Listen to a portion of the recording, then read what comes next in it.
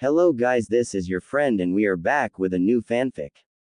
Which is what if Naruto had massive harem with devil to become immortal part 1.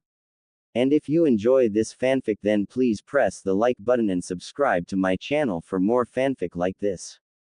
And now let's start the fanfic. They say warriors of legends were merely a construct of fiction. In fiction, these warriors had surpassed the limits of any other humans and ascended to a power that even rivals a god. Warriors that even had the power to bend the powerful elements to their will, changing it to a weapon of their choosing. Whether these weapons were meant to create, destroy or heal depends on the user. But without a doubt, they were powerful.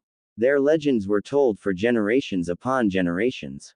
These legends that told of their feats, achievements, failures, struggles, betrayal, and demise. But they were only that. Legends were only legends and nothing else. No one truly knows about their true story, but one thing is for certain, the legends of their demise were false. These warriors were basically immortal.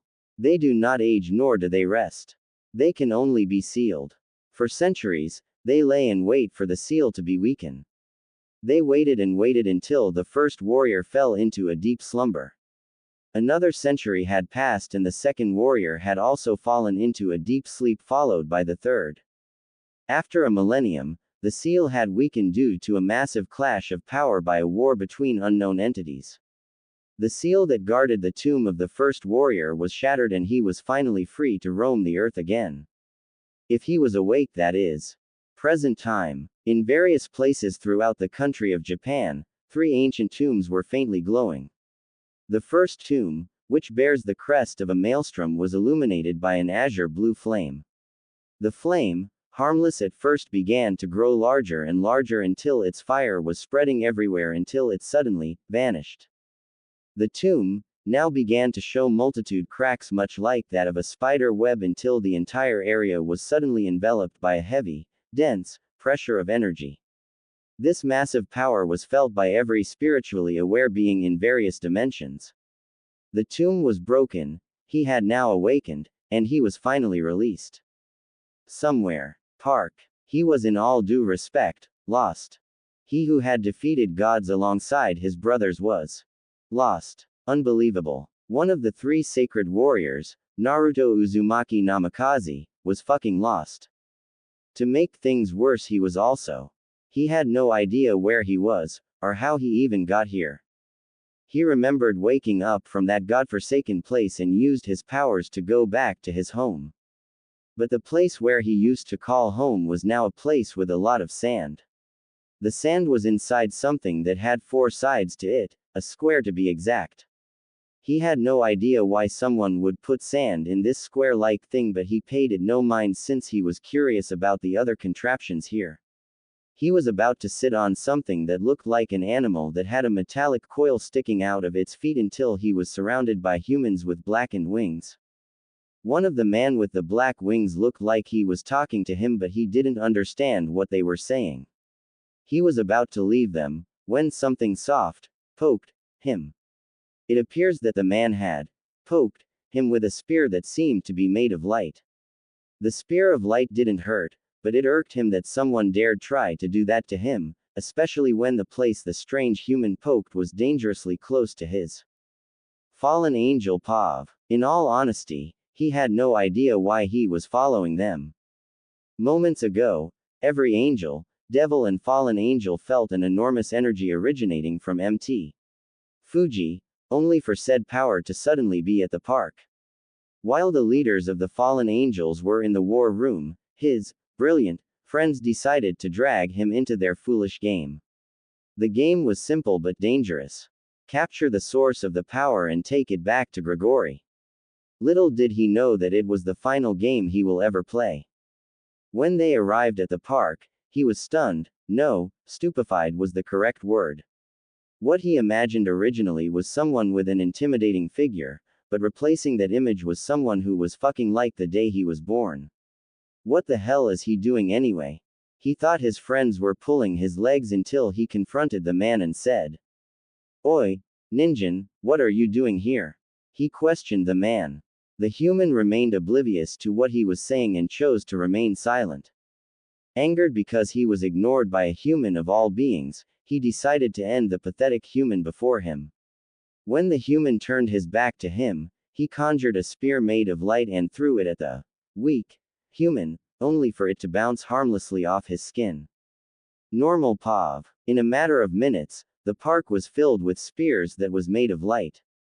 The fallen angels in a futile effort tried to pierce the human before them with their spears but ultimately failed. They concluded that the wall of air that surrounded the man was impenetrable and tried to fly away to safety, only for them to fall face first on the pavement of the park. The human was releasing his power into the air, they couldn't move much less breath in the presence of the man. The man suddenly appeared behind one of the fallen angels and held her by the neck.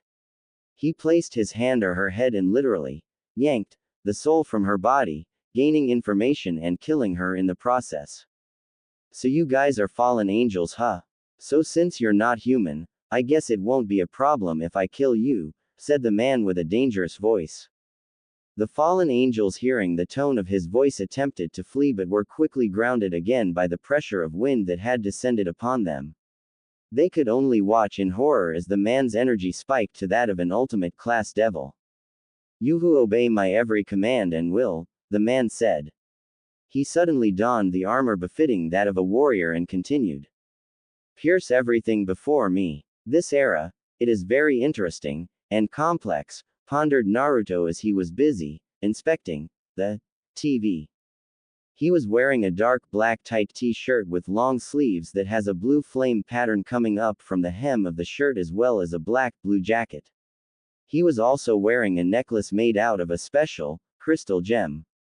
The necklace was one of the things that he treasured deeply, reminding him of the special bond he had with his brothers. To seal the deal, he also wore black skinny jeans with black socks and matching trainers. Where did he even got his clothes, you might ask? Well, using his powers, the Banbutsu Sozo creation of all things, he copied the design from a fashion advertisement he saw since he was basically in need of clothes. This TV, or so they call it as he viewed it from an electronics shop, managed to pique his interest. After he had, accidentally, broken a few of them due to pure shock, he finally had a chance to observe one that doesn't have a hole in it courtesy of his fist. He checked the watch that he had borrowed from a shop since he couldn't create it due to the fact he didn't know how it even worked. It was now about 9 p.m. Just 4 hours had passed since he was reawakened. After he had dealt with those troublesome fallen angels, he had used his powers to read their minds to know more about what had happened to the world. And in turn, killing them in the process.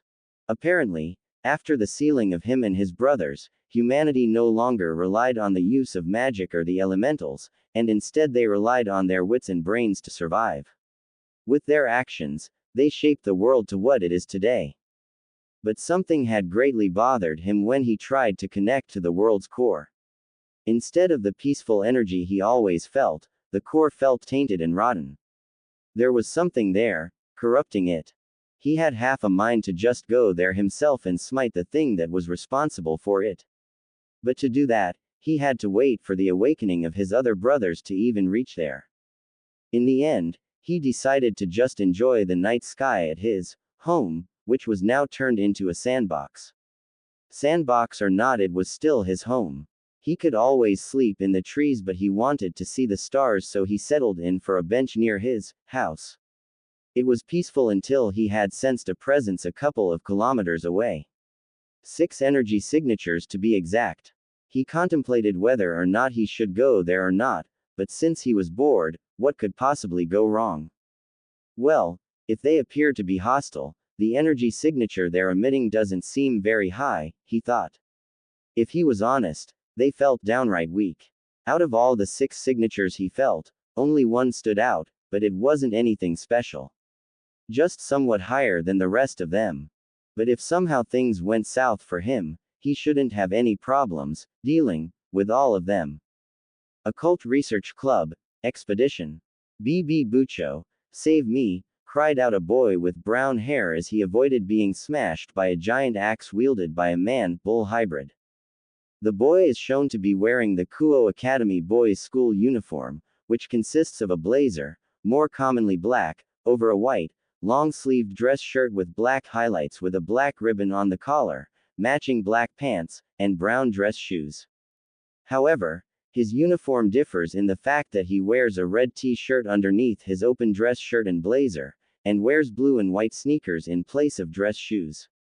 No Issei, if you want to be strong enough to be a high-class devil, you should at least be strong enough to handle a stray devil of this caliber, said a red-haired woman. Rias is a young woman who appears to be in her late teens with light skin, blue-green eyes and a buxom figure. Her most distinctive feature is her long, crimson-red hair that reaches down to her thighs, with a single hair strand sticking out from the top. Her hair also has loose bangs covering her forehead and side bangs framing her face. She was currently training her pawn, Issei, to fight efficiently if he wanted to be a high-class devil. A few hours ago, she along with the rest of her peerage was on their knees struggling to breath. All of them felt it.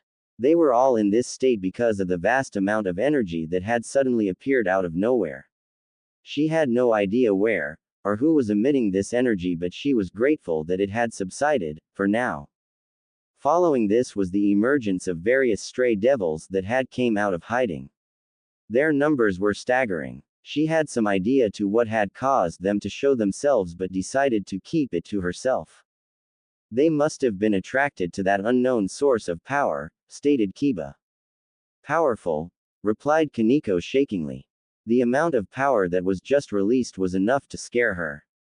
Being a half Nekosho, she was the most sensitive one compared to the rest of the other members. Well, whatever the thing that released it is gone for now. We need to take care of all the stray devils that had suddenly appeared. Akeno, you try and contact Sona and inform her of the situation, commanded Rias. But instead of an answer from her queen, she was only replied with silence. Akeno, Rias asked hesitantly and turned around to face her queen. What they saw was a very odd situation. Akeno was sitting on the floor with her knees pushed together slightly and trembling. It took roughly a minute to figure out what was happening to her queen, but when it finally dawned on Rias to what her queen was experiencing, she said, "Come on everyone. It's best not to disturb her when she's like this. Let's just leave her to sort it out. I'll summon her to meet up with us when she's done with her problems." But Bucho, what's wrong with? Questioned Issei, but before he could finish his question he was interrupted by Rias. It's best you don't know, Issei. Everyone has their own problems, she said, while glancing at her queen and best friend. After they all left, Akeno was still sitting there, trembling with a heavy blush on her face.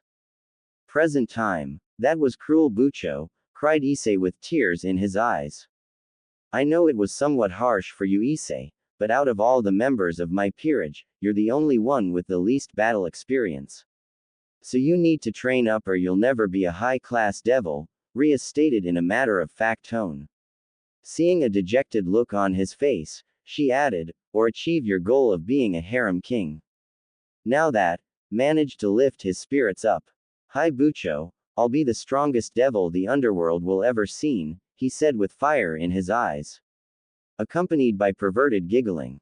To be honest, even she didn't want to endanger one of her peerage members, but since Akeno was still in a state where she deemed her not fit for fighting, she had no choice. Right now they were on their way to the final destination. An abandoned warehouse where there was a lot of energy signatures. She could sense 4 or 5 energy signatures. The numbers didn't worry her, but she could sense a middle-class devil signature there. That one is going to be a problem, but nothing she couldn't handle. They were about to enter the warehouse until something stopped them. No, to be more accurate, they couldn't even move, much less breath. The massive amount of power had came back with full force, stronger than ever, and it was suffocating them. Little did they know that they were about to enter a lion's den. Move, commanded Naruto with a dangerous voice. Not until you tell us what you are, retorted Rias to the unknown stranger before her, struggling to stand up. She was playing a dangerous game and she knew it. The man before her was powerful, very powerful. The chances of him killing her as well as her peerage was very high. The fight they just had with him proved it. No, calling it a fight would be unjust. It was a one-sided slaughter. He was fast. Not even Kiba could touch him. He tanked her power of destruction like they were nothing more than mere pebbles, knocked out Issei and severely outclassed Kaneko in hand-to-hand combat. I am a human. Now move, answered Naruto as he twirled his weapon, Kaladbolgan leaned it on his shoulder. If it was possible he didn't want to kill the group in front of him. They didn't pose a threat to him, so killing them would be a waste. They had potential, but lack experience. In a few more years they would be powerful, but at their current level, it wasn't enough to even scratch him. Even if the redhead did have that power, she couldn't control it. He only wanted to go to his home and relax. But if they still insists on getting in his way, he might have to consider breaking a few of their bones or two. Even when he had answered her question, she refused to budge. What's wrong with her anyway? Thought Naruto curiously. This was not the time and place to be chatting. He preferred an environment that was more clean, and not destroyed. Move, or else I'll make you, threatened Naruto as he tightened his grip on his weapon. He was getting impatient with the girl before him. How did it even come to this? Thought Rias as the man in front of her was drawing closer. His power levels were rising again. She couldn't handle the pressure he was emitting and passed out due to fatigue. The last thing she heard was some sort of metal clanking as he drew near. A few moments ago, Naruto's POV. Pathetic. No, these guys were beyond pathetic. For all of their boasting, they didn't put up much of a fight. Not even the one that had the most energy out of them proved to be a challenge. The fight between him and these so-called devils wasn't that exciting. After he had enough of hearing them spouting nonsense, he decided to just end them and leave. Using his mastery over the wind element, he commanded it to do his bidding. It only took him a moment to butcher all of them. Strangely enough, after he killed them, some sort of red objects were left behind from their corpse. He didn't know what they were, so he took one and crushed it. A small burst of energy had escaped from the thing, but nothing else happened.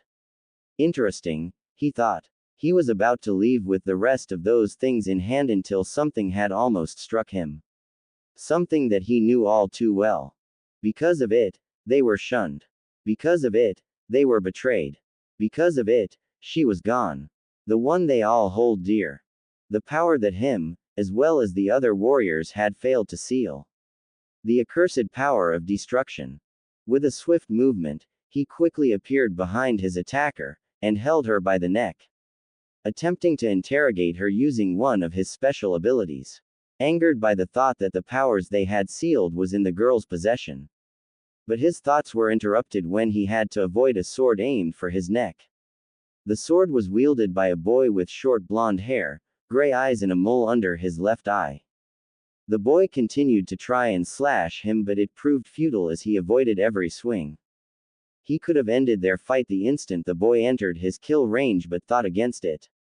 Even though he was slightly angered by the girl, he had to admit the boy's skill with the sword was good. Back in his era, nobody had dared challenge them because of the skills and powers they possess. But to think that the boy in front of him had the balls to point his sword at him. That just earned his respect, if only slightly. The boy tried to aim for his neck again, but he stopped it with one of his finger, before destroying it into a million pieces. You're fast, boy, and your skills with the sword are praiseworthy, but not enough. Show me more, he taunted. The boy conjured another sword out of thin air and their battle continued. It wasn't much of a battle in his mind since he was just avoiding the boy's slashes, but it was amusing to him. This continued for a while until the fight was joined by a small girl with white hair and hazel eyes. At first glance, he thought of ignoring her, but quickly changed his mind when he caught one of her punches with the palm of his hand. The amount of force behind her punches was enough to shock him for a few seconds. He lifted her up, bringing her to his eye level before he merely tossed her aside gently. The boy suddenly appeared behind him, but before he could do anything, Naruto grabbed him by the head, kneed him in the stomach with as much force as he could without killing him and threw the boy at an empty crate at the end of the warehouse, effectively knocking him out. "Kaneko, get away from him," commanded Rias as she compressed a large amount of demonic energy and her power of destruction. "I'm going to take him out in one shot." Kaneko, who was surprised with the amount of care he tossed her, could only nod dumbly at her king's order. "Are you sure you want to do that?" said Naruto as he suddenly appeared in front of her. "Wah!" cried out Rias as she unintentionally released her power at point-blank range at his chest.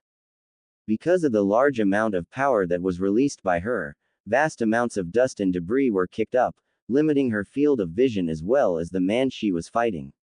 "There," said Rias, as she was breathing heavily, "nothing could survive that blast."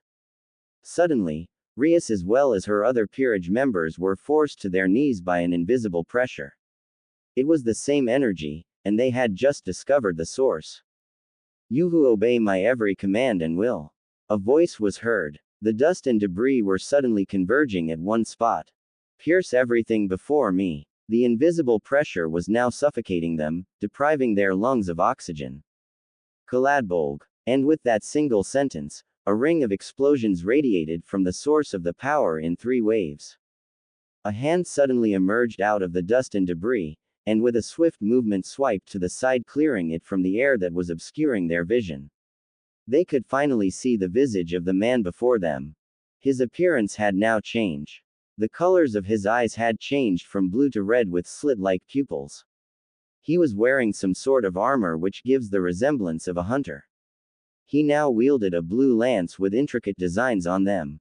If you guys don't know how to visualize his armor, search up Lancer from Fate prototype, not the one with the blue full-body tights, and the lance his wielding has the same appearance as Guy Bolg but its color is blue.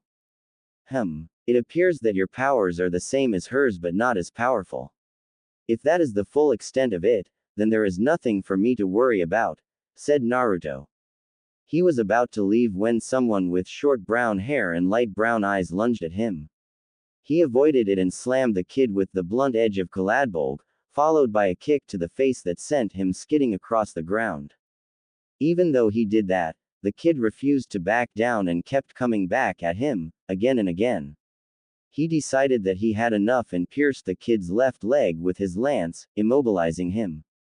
Even though the kid's screams echoed in the air, it slowly died out as the kid was knocked unconscious. He didn't flinch nor did he show any signs of regret. He noticed the white-haired girl was running towards him but quickly binded her with a flick of his wrist. From out of nowhere, chains with a blue ethereal glow constricted Kaneko's movements, rooting her to the ground and quickly draining her energy until she passed out. Now there was only one more person, and she was blocking his way to leave. Present time. Weeks had passed by and the news of her disappearance was still in the air. The unknown man had taken Rias to a place beyond their knowledge. After their fight with him, Akino had quickly gone to the warehouse only to find everyone passed out and sporting multiple bruises. She was checking on everyone until she realized her king was not there. She quickly tried to contact Rias via a communication spell but something was blocking it. With a heavy heart she transported everyone back to the Occult Research Club and quickly contacted her brother, Sears X Lucifer, and informed him of the situation. The next day, some people would call it hell on earth. The sky was painted red akin to blood. Thousands upon thousands of devils had descended to earth. Their mission: locate and secure the heir to the Grimoire family unharmed. After he was briefed of the situation by his little sister's queen, Sears X had ordered every one of his peerage members as well as all of the devils under his command to find her. Every devil of every rank had obeyed the orders of the Satan Lucifer and quickly marched to earth. Gone was the laid-back attitude of Sears X and in his place was a commander. They checked every nook and cranny they could find but there wasn't any signs of her. The search had gone for weeks and they were still searching. Be it a clue, a hint, or anything that could lead them to Rias, but their attempts at finding her proved to be fruitless. They had some complications while searching for her. The angels, fallen or otherwise, had thought that the devil faction was waging another war, but it was soon cleared up by a meeting between the leaders. Sirzex had informed them that he was the one mobilizing the devils to search for his little sister who had gone missing, and plead to the other factions to not interfere, not under the name of Sirzex Grimori, but as his title, Sirzex Lucifer. Azazel, as well as Michael, had agreed to Sirzek's terms and allowed him to mobilize his battalion of devils under the condition that he does not interfere with any human life or wage war with any other factions. Sirzek agreed and quickly continued his search for Rias. Azazel and Michael had offered their help to find his sister, but he politely declined with the excuse that the presence of any fallen angels or angels would cause distrusts between them and his army, that will eventually lead to pandemonium. Wherever you are, I hope you're safe, Rias hopefully thought Sirzek as he continued giving orders to his army. But as he was trying to sense for anything in the area, something caught his attention for a split second.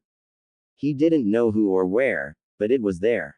The energy that he felt was dangerous and ancient. He contemplated whether he should go investigate it, but decided against it. Whatever that thing was, it's gone for now, said Sirzek as he moved forward with his battalion. Kuo Academy, night. On top of the highest building of Kuo Academy, a lone dark figure was seen standing there. Shrouded by darkness, the only thing that you could make out was the color of his hair, which was white, and his eyes, which were both red with a black sclera. He observed the creatures they call devils with an impassive face. He could sense their energy signatures. Some were high, while some were low, but the one that stood out the most was a man with red hair.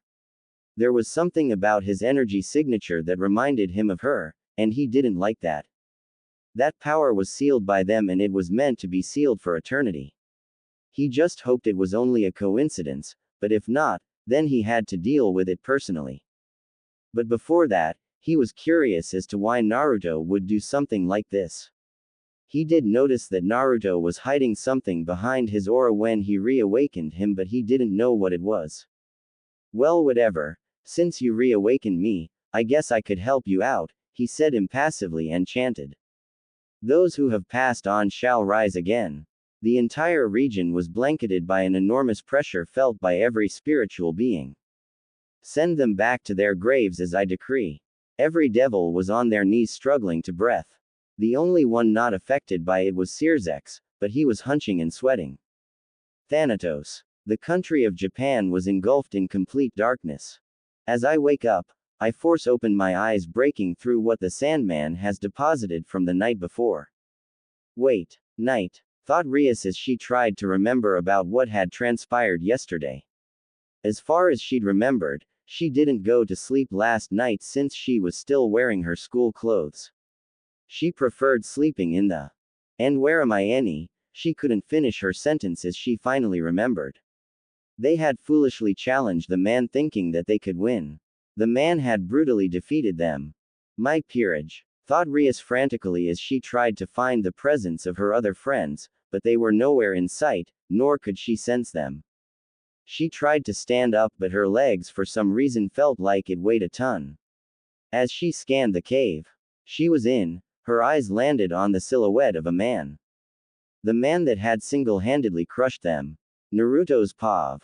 It had been a day since his fight with those kids. He was leaning on a large rock at the entrance of the cave that he had found. The cave wasn't that comfortable, but at least it was something. He was gazing out at the horizon of the sun when he sensed the energy signature of the girl that he took along with him was rising. If you're thinking about attacking me, then it's useless, said Naruto nonchalantly, as he was still gazing at the beautiful horizon before him. Well, it's not like you could anyway. Where am I? And what did you do to me? Questioned the girl furiously as she tried and failed to stand up. She was panicking. For some reason, she couldn't call out her power. It was there, she could feel it, but it felt like something was blocking it. It is rather arrogant of you to make such demands considering your situation, retorted Naruto as his eyes turned red with slit-like pupils, glaring at his hostage, before it returned to its original color. People these days, sighed Naruto. Well, to answer your question, we're in a cave that I found. As to what I did to you, I made you mine. Quote. Wa was the only word she uttered before she was cut off by Naruto. You're mine now. What part of it did you not understand? What the man said had infuriated her. I am Rias Grimori, heir to the Grimori family of the 72 Pillars. I am not someone's personal belonging and I demand that you return me at once, said Rias haughtily. A pregnant silence was in the air for a few minutes. Never in my life did I ever had the urge to smack myself in the head. Unbelievable, thought Naruto as he listened in annoyance at her declaration. Naruto, maintaining his composure, lightly folded his arms with a slight look of annoyance on his face. So just because you are the heir to some noble family, did you honestly expect that I would release you and all of this would be over? Well, it's not like I. Naruto, however, quickly cut her off. Since you've introduced yourself, I might as well do the same. I am Naruto Uzumaki Namikaze, and right now, your life is in my hands. In fact, in a split second, the boulder that was beside Rias was cut in half, as well as several strands of her red hair. This action merited a look of shock from Rias, while Naruto merely looked at her with a dead gaze. Why don't I kill you right now? Just another heiress, of another noble family. I doubt you'll be remembered for very long. Rias could only look down at the ground dejectedly as she was powerless to stop the man before her. Raise your head. Since you represent me now, I will not allow you to appear weak before your enemies, even if your enemy is myself, said Naruto. Maybe he had been a little too harsh on her. No, even if he did, the girl needed to know her place. She was too arrogant and only relied on her status as an heir to a noble family to assert her dominance, both of which means nothing to him. What good is an heir to a family if they are dead? If she didn't have the power to back up her threat, then against someone like him, she would die a meaningless death. Stand up, we're moving, said Naruto as he turned his back to her and began weaving signs with his hands before he stopped as Rias responded to his commands. I'm not coming with you, said Rias while her eyes were shadowed by her hair. What did you say? Asked Naruto as his eyes changed to a red color with slit-like pupils. I'm not coming with you, answered Rias with a hopeless tone. Naruto's energy spiked as he stared at the girl before him as he summoned his weapon Kaladbolg and pointed it at her. You have no choice, he said with a dangerous voice. Quote. Few minutes had passed by as Naruto stared at her. The air was tense between the two, as if a single drop of a needle would detonate a bomb. The sky had darkened. A thunder was heard in the background, as the pitter-patter of the rain was heard. Why? Asked Rias as a drop of water landed on the cave floor. Why are you doing this? She continued as another drop of water dripped down her face. Why did you take me? Her voice began to rise as she attempted to stand up. Why? Screamed Rias. Tears were now streaming down her face as she slumped her body against the wall, crying. At that time, years upon years of stress that was held by her, was finally released. The responsibility she had to carry as an heir to her family, the responsibility she had to her peerage, her forced engagement to Riser Phoenix, the man that had kidnapped her, everything just exploded as she took out her anger at him. Naruto, stunned to what he had saw, could only stare at her because of her outburst. Deciding that he couldn't watch her any longer, he twirled his weapon Kaladbolg a couple of times before stabbing it into the ground as a slight shockwave of energy was released, scaring the animals around the area, but it went unnoticed by the girl. He suddenly appeared before her, ready to end it. Rias, who was still sobbing by the ground, could only accept her fate as the man was going to kill her. She knew that it was a stupid idea to defy him, much less scream at him, but she didn't care. She was tired, she was powerless, and last of all, she was weak. The man had hit a nail on the head when he said it. She knew that without her powers, she was nothing. Without her status as an heir, she was nothing. She was only lucky to be born into the Grimori family. The only thing that she had was her face, but that meant nothing in the underworld. She must have been an eyesore for the man, crying before her enemy. She cried and cried until she noticed that the man was suddenly before her. He was kneeling now, their faces only inches apart. She was about to slap his face until he did something that she hadn't expected a man, much less her enemy, would do. He embraced her. On that day, she cried until the next morning. Naruto Pav. It's been a week now since he took the girl, Rias as he called her now. Since her outburst at the cave, she hadn't uttered a single word as they went on their journey. She was lifeless if he had to describe her now, well in his eyes she was. Even when she was exhausted, hungry, thirsty and more, she didn't complain and followed his orders obediently. It was only through the link between them that he deemed it necessary for her to rest. He had learned that the hard way when she suddenly fainted due to lack of nutrition and illness. Whether she wanted to or not, he had already explained it to her that she is now soul-bound to him thanks to his chains. The chains were his version of the chains of Enkidu. Instead of an indestructible chain that is capable of restraining a demigod and its physical body, it chains part of the user's soul to the victim, establishing an unbreakable link between them. Through it, he could sense every one of her emotions, and her state of mind. When she was tired, he had to find them a place for her to rest while he protected her. When she was hungry, he hunted the food and cooked it for her to eat while he merely watched. When she was thirsty, he had to search far and wide for a source of water for her to drink. When she was ill or injured, he had to concentrate on his powers to heal her, which was not an easy task, even for him. His powers were meant to destroy, not to heal. Right now, he was in a forest, searching for food. He could feel it. She was hungry. He was about to go search elsewhere until moo. He heard it. It was faint, but he heard it. Using his powers, he dashed towards the sound, seeking for his prey with a smile on his face. With Rias. A sigh of relief was heard in the far corners of the cave. The man, Naruto as he called himself, was finally gone. Probably gone to find some food, she thought. It's been roughly a week now since she had last spoken to anyone. She wouldn't dare talk to him ever since her humiliating outburst. To her surprise, Naruto was actually somewhat nice to her for some reason. Even though she tried her best to ignore him, he simply didn't care or just didn't notice. She remembered the first time he showed concern for her. At that time, they were traveling, she had a high fever and hadn't eaten or drank any water for 2 days. Naruto suddenly disappeared and left her somewhere in a makeshift cabin. She thought that he had left her for dead until he came back with a jug of water, some raw meat, a potato and a chicken. She didn't know how, but he somehow managed to cook chicken soup. Even when she was sick, she refused to eat it even though she was drooling at that point. On that day, she was reminded on how dangerous the man before her was. He grabbed her face and forcefully shoved the spoon down her throat. She also learned something about him because he couldn't cook. The soup tasted horrible, but she could see something about him had changed. He was looking at her like he was expecting something.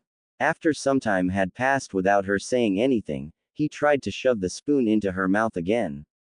Let's just say that it was a day that both individuals would try to not remember, especially for Naruto since he now had a bite mark on his hand.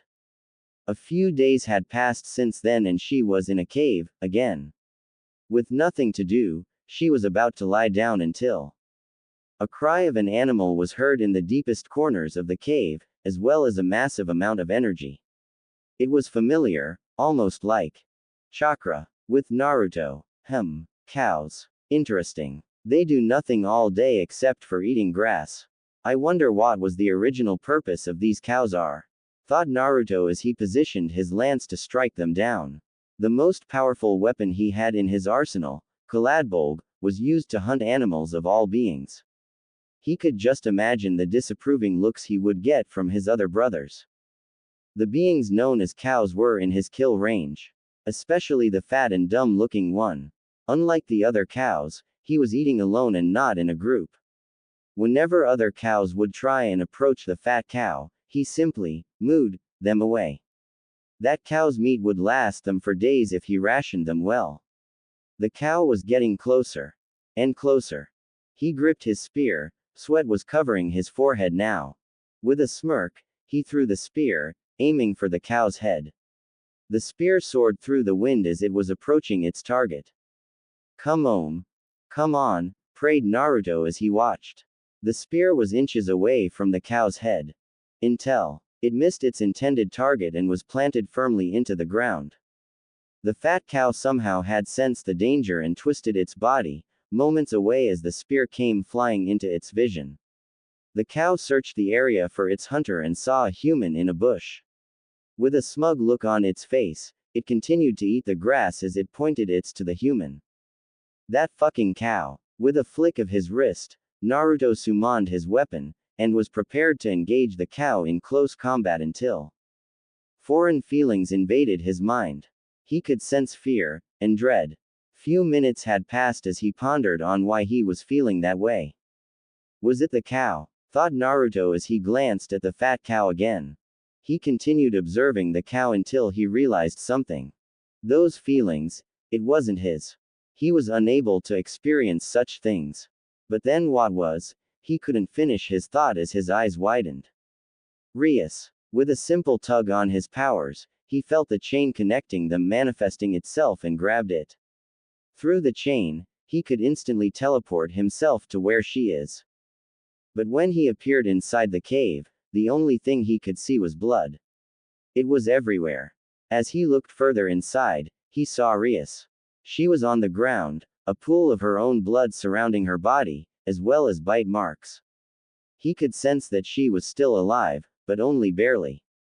He needed to take care of her fast or else she'll die. But the only thing preventing him from doing that was the white wolf-like beast guarding her body. The wolf-like beast was taller and bigger than him, but the thing that caught his attention was its teeth, that was drenched in blood. A yokai of some sort, thought Naruto as he summoned his weapon, his eyes shifting from blue to red with slit-like pupils. Even if it was a yokai, the beast contained a ridiculous amount of chakra. He didn't know what its origin was, but because it dared to attack something that was his, the beast shall pay with its own blood. Normal Pav. The cave was deathly silent as the man and beast stared against each other, waiting for the other to make a move. For a few minutes this continued. Until the beast lunged forward, ready to sink its teeth into the man's flesh, but it proved futile as chains with a blue ethereal glow suddenly manifested out of thin air and wrapped itself around the beast, immobilizing it. The beast struggled against the grip of the chains, but every time it did, the chains constricted itself even tighter, suffocating it. It was about to chew through it until a blue lance pierced its stomach. With a howl, the beast cried in agony as it fell to the ground, watching helplessly as the man drew near. Naruto Pav. Naruto looked at the beast who had dared attack one of his belongings with an impassive face. He yanked his lance from out of the beast's stomach as it let out a gut-wrenching scream, but it fell on deaf ears as Naruto stabbed the beast again and again. Like Rias, the beast's blood was all over the cave. On the ground, on the cave roof, and on the walls, blood was everywhere as Naruto stabbed the beast without mercy.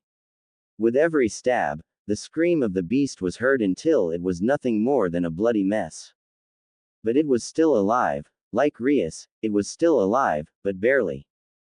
An eye for an eye, huh? As Naruto stabbed the beast for the last time, he spared a glance toward Rias and quickly went to her. Using his power, he concentrated it to heal her. A blue ethereal glow covered his hands as he positioned it on top of her chest as her wounds healed. It was his fault that she was like this anyway. He was too late to stop the beast, but that was because of his carelessness. Maybe he should remove the bindings on her powers after this. Even with her power of destruction, he doubted that she would have killed the beast. While it is true that he dealt with it easily, it was still dangerous to those who do not possess a large amount of energy or someone who is stupid in general. But you're definitely something. To withstood the stabbings of my weapon, Kaladbolg, even if I was not serious, is no small feat, praised Naruto as he glanced at the beast. Countless men have died by just having a scratch of it. But not you. You have a very resilient body. I wonder. Countless chains appeared and wrapped the body of the beast, leaving nothing in sight. From this day on, the chains started glowing intensely as the area was blanketed by an enormous invisible pressure. You're mine. The chain's glow changed from blue to black as it shattered into a million pieces. Now awaken. The beast is now reincarnated. Byakuei. As it serves its new master. 1 week later. Naruto, where are we going? Asked Rias as she observed her surroundings. Which was mostly clouds. We're going to visit an old friend of mine, replied Naruto as he gazed at the passing clouds. Right now they were on their way to the tomb of the second warrior via Byakuei. It was an interesting development really.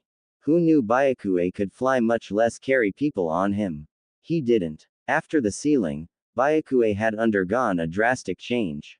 Gone was the wolf-like beast that was in the cave and in its place was a dragon-like inagami with chains wrapped around it. That is also flying, floating. Unlike other yukais, Byakuei did not have the ability to speak. At first, he thought that Byakuei was still traumatized by their fight. It was either that or Byakuei was extremely shy, but after a while, it seemed that Byakuei did not possess any memories of its past. His relationship with Rias was improving, but only slightly. She was talking now, but he could sense that she was still afraid of him. Apparently, after his fight with Byakuei, they had to underwent a very awkward situation. Well, for Rias it was. Byakuei's saliva was highly poisonous and she could have died if he hadn't noticed. He literally had to force her to stay down as he tried to suck the poison out of her body. I'll leave that to you imagination. After that incident, Rias looked much more healthier and cheery compared to how she used to. She has also warmed up to Byakuei even though it tried to kill her once. It took a lot of his patience to explain to her that Byakuei is now harmless as long as he ordered it to. He also told her that Byakuei is now her bodyguard when he is away. Yes, he couldn't help but smirk when he thought about that incident. He had left them to scout the area, and some type of creature had attacked them. He quickly appeared before them, ready to strike anything down, until Byakuei had beat him to the punch. Byakuei had consumed the creatures instantly, replenishing its energy as well as protecting Rias. The two had bonded because of the incident. Rias treating Byakuei more of a large pet instead of a bodyguard. Well, whatever works for them I guess. Thought Naruto as they were about to enter a place called Mount Hotaka. He could sense a very high and familiar energy signature here. Naruto? Asked Rias as she looked at him. Answered Naruto absent-mindedly. Can I ask you something? What is it? Said Naruto curiously. She rarely questions him ever since he tamed Byakuei. The only thing that came out of her mouth was the, "Where are we going? I'm hungry," questions and the rare, "Let me go." Demand. What are you? Asked Rias carefully as she was prepared for anything. It was unwise of her to offend him since he was the reason she was still alive. While it is true that he was the reason she was almost killed, he was also the one who had saved her for some reason. I already told you, I'm human, replied Naruto casually. No. What I mean is, what are your true origins, where did you come from? The instant those words left her mouth the area was blanketed by an enormous pressure. And why do you need to know that? Questioned Naruto as his eyes narrowed dangerously. It also turned from blue to red as he glanced at her. No, it's just that I have never met a human as powerful as you, answered Rias as she was struggling to talk. Unlike the first time they met, she no longer faints when she is exposed to his energy.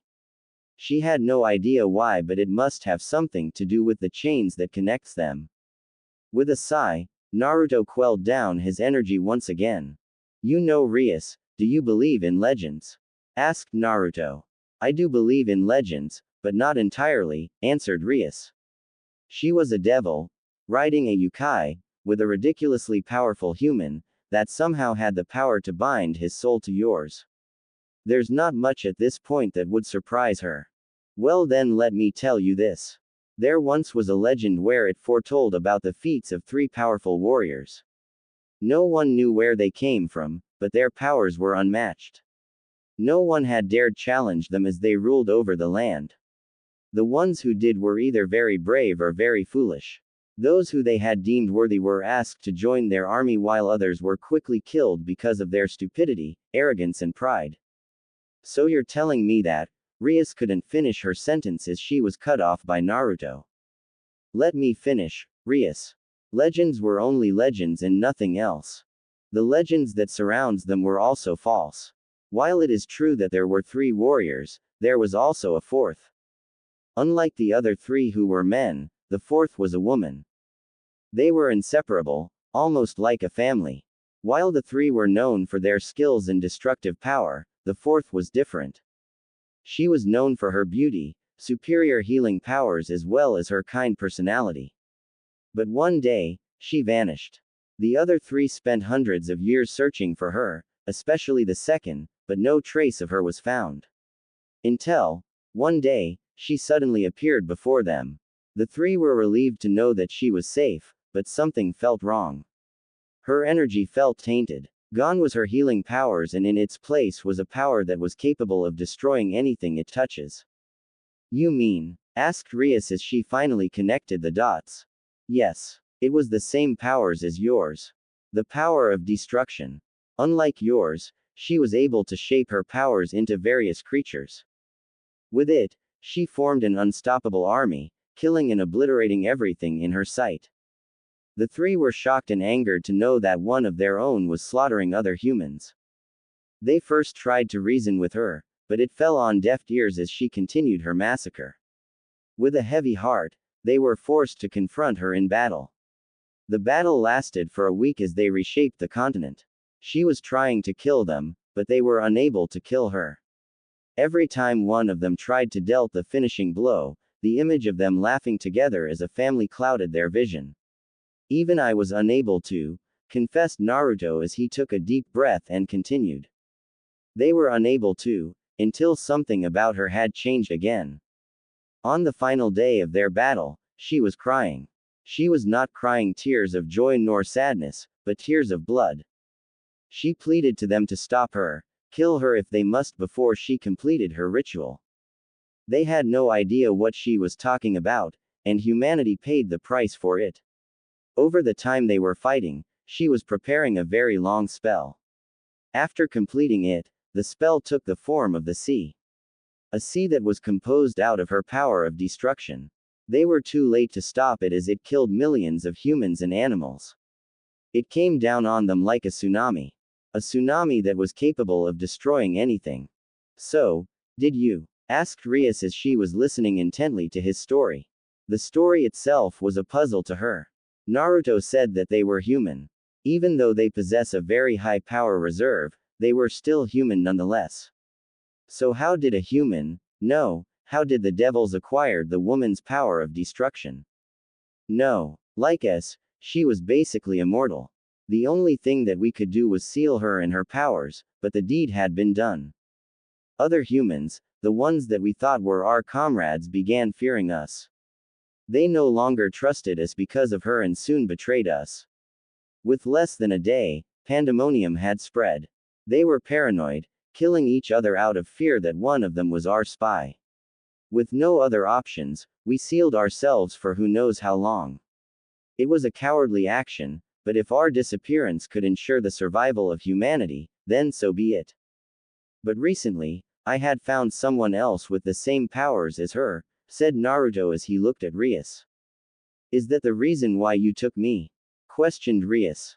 Yes and no. At first, I was just going to kill you right there and then, but after seeing how desperate your allies were when they tried to protect you, I changed my mind. My job now is to observe you. If you were to become something like her, then mark my words. Naruto suddenly summoned his weapon and pointed it at her. I will kill you. At the tomb of the second. Rias, hide behind me, commanded Naruto as he was about to break the seal. Unlike me, the second is a bit more unstable and much more dangerous. He was the closest one to her, so her death changed him drastically. As Naruto got into his stance, he chanted, "You who obey my every command and will." The surrounding area was blanketed again by an invisible pressure, forcing Rias to her knees. "Pierce everything before me." The tomb of the second warrior was now glowing in response to Naruto's energy. Kaladbolg. An explosion suddenly occurred as dust and debris were flying everywhere. A silhouette of a man was seen, wielding a scythe. "Why have you awakened me, Naruto?" demanded the man as his energy clashed with Naruto's, neither of them overpowering the other. "I need you to do a favor for me, Kaneki." He was in my sight again. The only being that had dared mocked him. The cow. After awakening his brother, he had quickly tracked the cow again.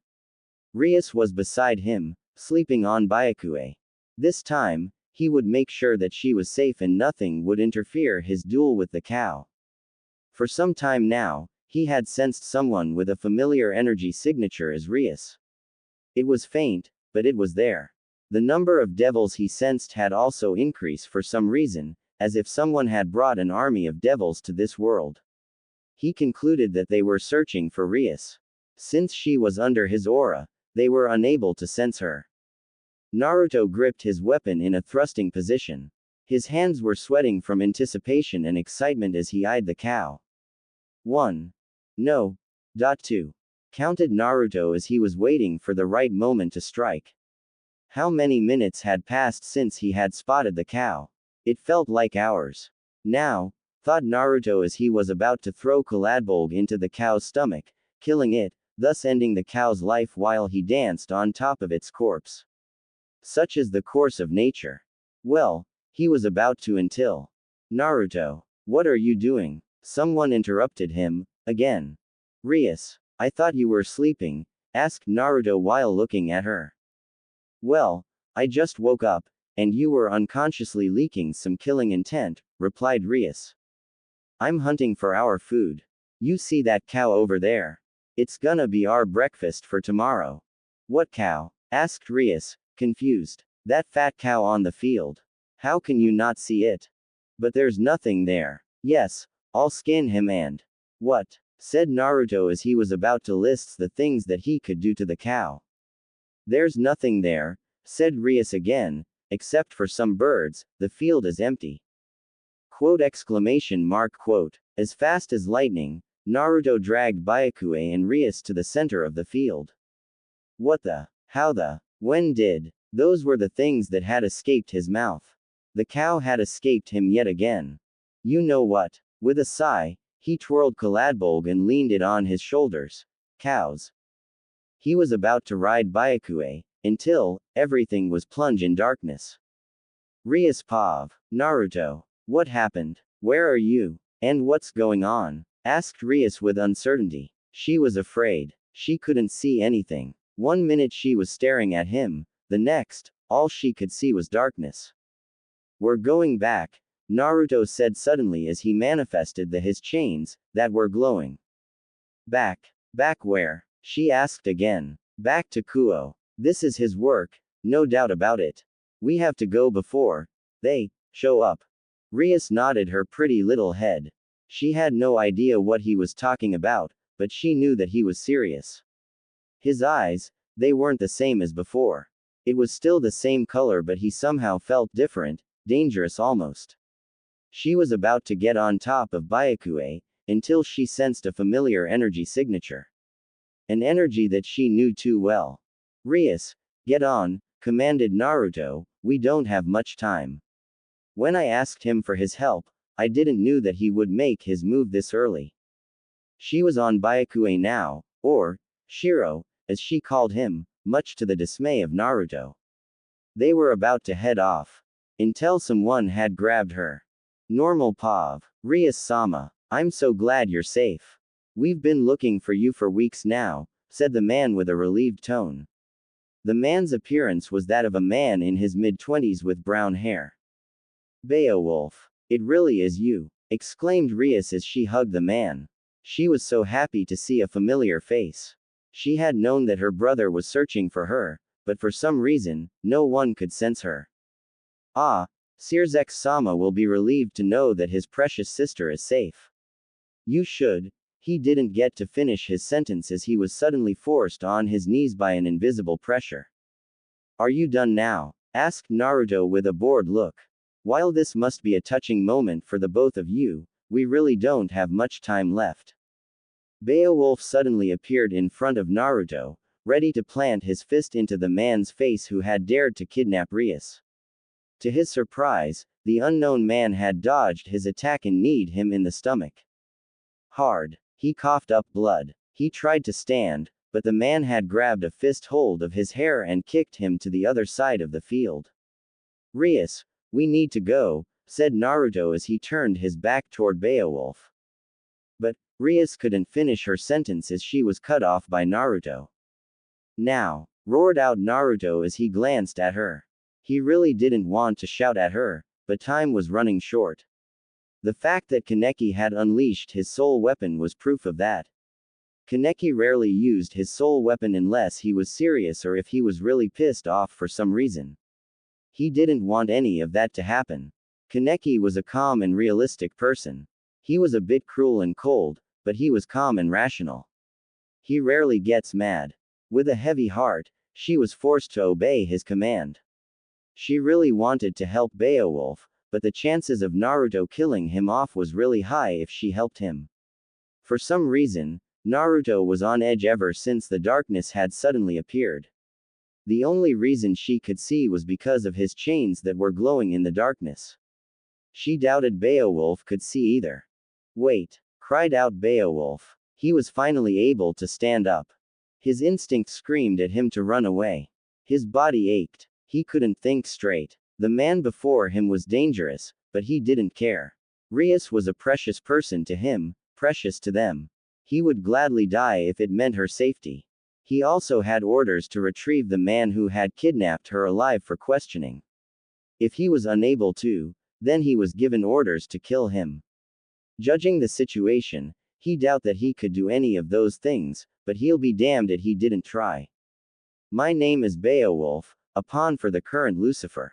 Because you had dared to kidnap the current heir to the Grimoire family, I was given orders by him to eliminate you if you do not hand over Rias Grimoire, threatened Beowulf. The threat was meaningless, but one can't hope to try, right? And if I refuse, said Naruto with a dangerous voice, his eyes narrowed down dangerously. He didn't have time to deal with this, Beowulf, but if he remains persistent, then he had no choice but to kill him. Maybe I should send his head back to this Lucifer guy when I'm done dealing with Kaneki, thought Naruto. He wouldn't do something that heartless, but the thought had suddenly came to his mind. Then you leave me no choice. I will kill you and take your corpse to be examined. Again, that was a lie. Even if he did somehow manage to kill the man, he didn't know what to do with his body. Are you now? Said Naruto as he summoned his weapon, Kaladbolg. The color of his eyes had changed from blue to red with slit-like pupils. He needed to end this quickly. A quick stab to the head, neck, heart, it didn't matter. Once Kaladbolg pierces his skin, that would be the end for Beowulf. Present time with Kaneki. I was right, said Kaneki as he effortlessly deflected a sphere-shaped power of destruction with his scythe, Thanatos. Thanatos was a massive scythe, twice as large as its wielder. It had a giant black blade with a sharp silver edge with intricate runic designs on it. Kaneki was a white-haired individual. He was wearing a heavy black jacket with white flame-like patterns all over it and a plain black t-shirt. His head was hidden by a black hood and was also wearing black pants, with chains connected at the waist. He was wearing black fingerless gloves as well as a pair of dark boots. To finish off his attire, he also wore a military-style two dogs chain necklace. How were you able to do that? Questioned Sirzex. The man before him was able to do something that some would only hope to dream of. No one had ever managed to survive his ruin the extinct, much less deflect it, but the human before him was able to do the impossible. Flashback no jutsu. An hour ago, he had sensed that someone had unleashed their energy into the air. It affected his army greatly. Most of them were knocked out while others were barely hanging on to their conscience. He himself was caught off guard by it, until someone had tried to behead him. He quickly dodged the massive scythe that was aimed at his head, but at the cost of 2 of his guards' life. He had no idea who the person was, but he could sense that he was a human. A very powerful human. He had introduced himself as well as demanded the human to why he was attacking him, but the human remained silent. It went on that way for some time now. The human tried to attack him again, but he dodged it. He knew that the human was only testing him since his attacks were far too easy to dodge. Almost like he was waiting for something. Intimidation also didn't work, as the human also possesses an abnormally high energy reserve, almost matching him. Whether the human was holding back, he didn't know. With no other choice, he was forced to use his power. When the human tried to attack him again, he countered it by concentrating his power into numerous highly mobile small spheres and sent it towards the human. He was shocked to see that the human had simply brushed it off by swatting the spheres as if they were flies with his scythe. He tried it again and again, but it ended the same way. Even when he changed strategies, it didn't work. He couldn't use his other techniques for fear that he could accidentally kill his own allies. The human was observing him now. And he had no idea why. Flashback no jutsu. Kai. Your power. It's the same as hers, but at the same time, it's different, said the man. What are you talking about? Who? Sears X was suddenly cut off by the man. Kaneki.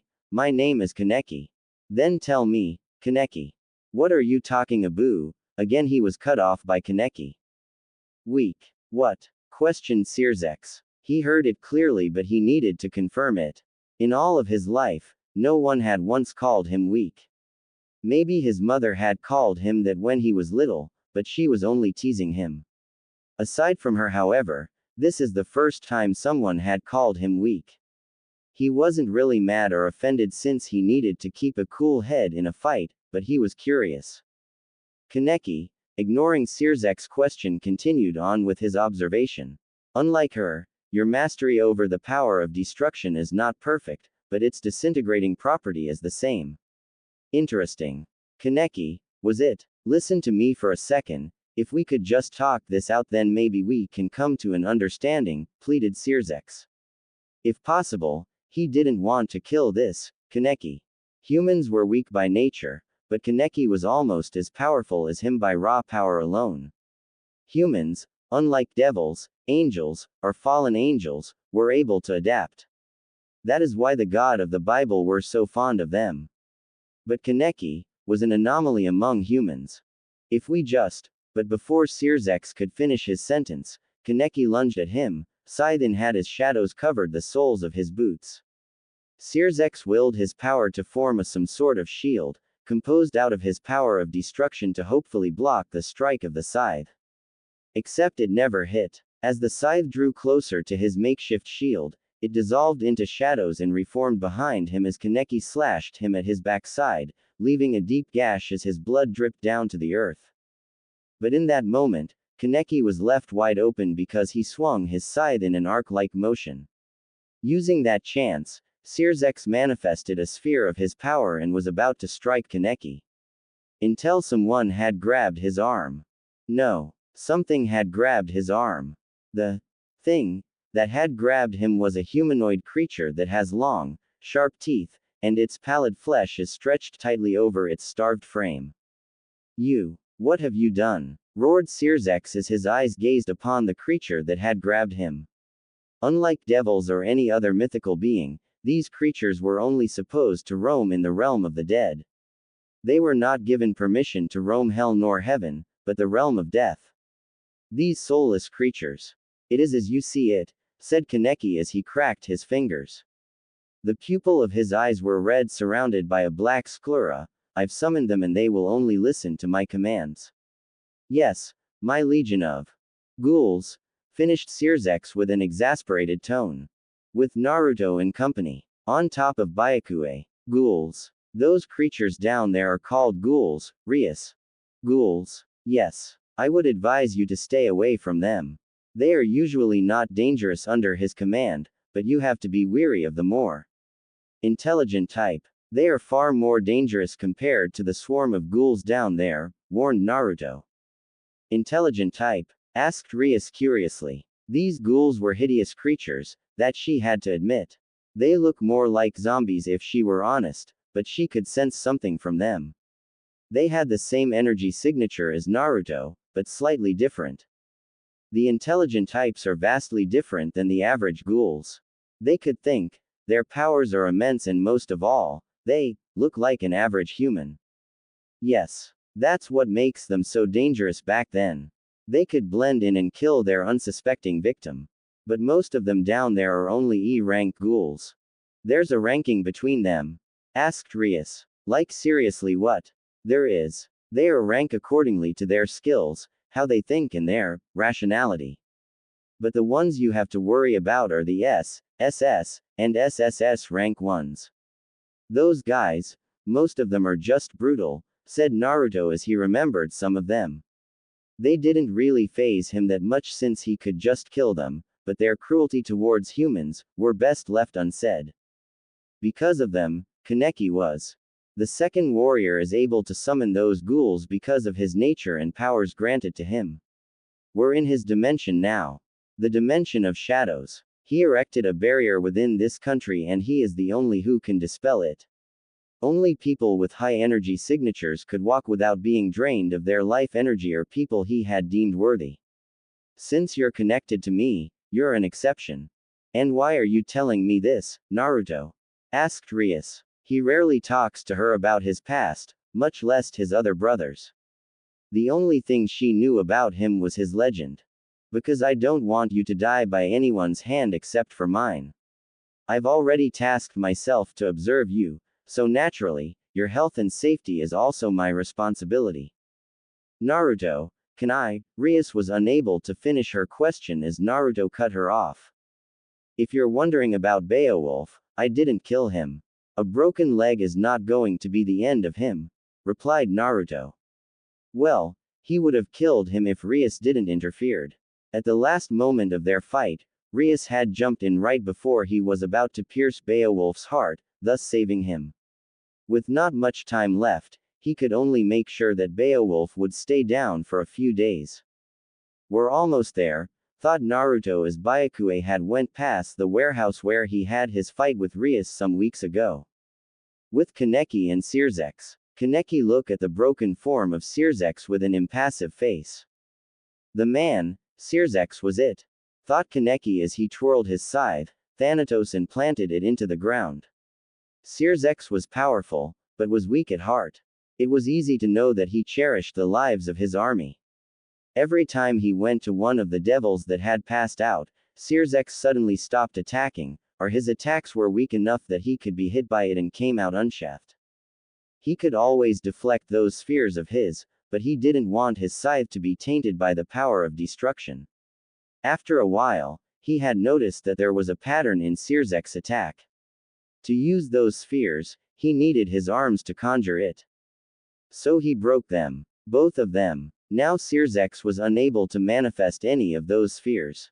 No, the fight was over when he slashed at Sirzek's back earlier. The curse of his scythe, Thanatos, was already inside Sirzek's body. Sirzek, was it? Said Kaneki. Why did you hold back? I sensed a far greater power in you than this. He then went to the body of Sirzek and planted his foot on top of his stomach. You are mistaken, said Sirzek weakly as he coughed up blood. His body ached. He couldn't feel his hands. He considered using his true power many times throughout the fight, but he didn't want to sacrifice his army just for one man. But maybe for this one time, I need to, thought Sirzek before he banished the thought from his mind. He wouldn't dare sacrifice his army. Not only will he be ridden by guilt when this is all over, the devil faction would be severely weakened by it since his army was one of the largest in the underworld. There were still so many things that he needed to do. He didn't want to die yet. He still needed to find Rias. He needed to return to Graphia and his son Malika's. He needed to know how this man was able to summon the ghouls. If left alone, those ghouls would terrorize the human world as well as upsetting the balance between the three factions. How are you able to control the ghouls? He said with a hoarse voice. His vision was getting cloudy due to blood loss. How you say, replied Kaneki, his face emotionless as he gazed at the man before him. The curse of Thanatos was starting to affect. Black runic-like symbols riddled his body. Sirzex. Before I answer your question, do you know how your power existed and who was its progenitor? He said. Sirzex tried to answer him but he coughed up more blood instead. He had no idea what Kaneki was saying so he could only stare in silence. I'll take that as a no. You are like a weed in my garden, Sirzex. My garden is filled with flowers.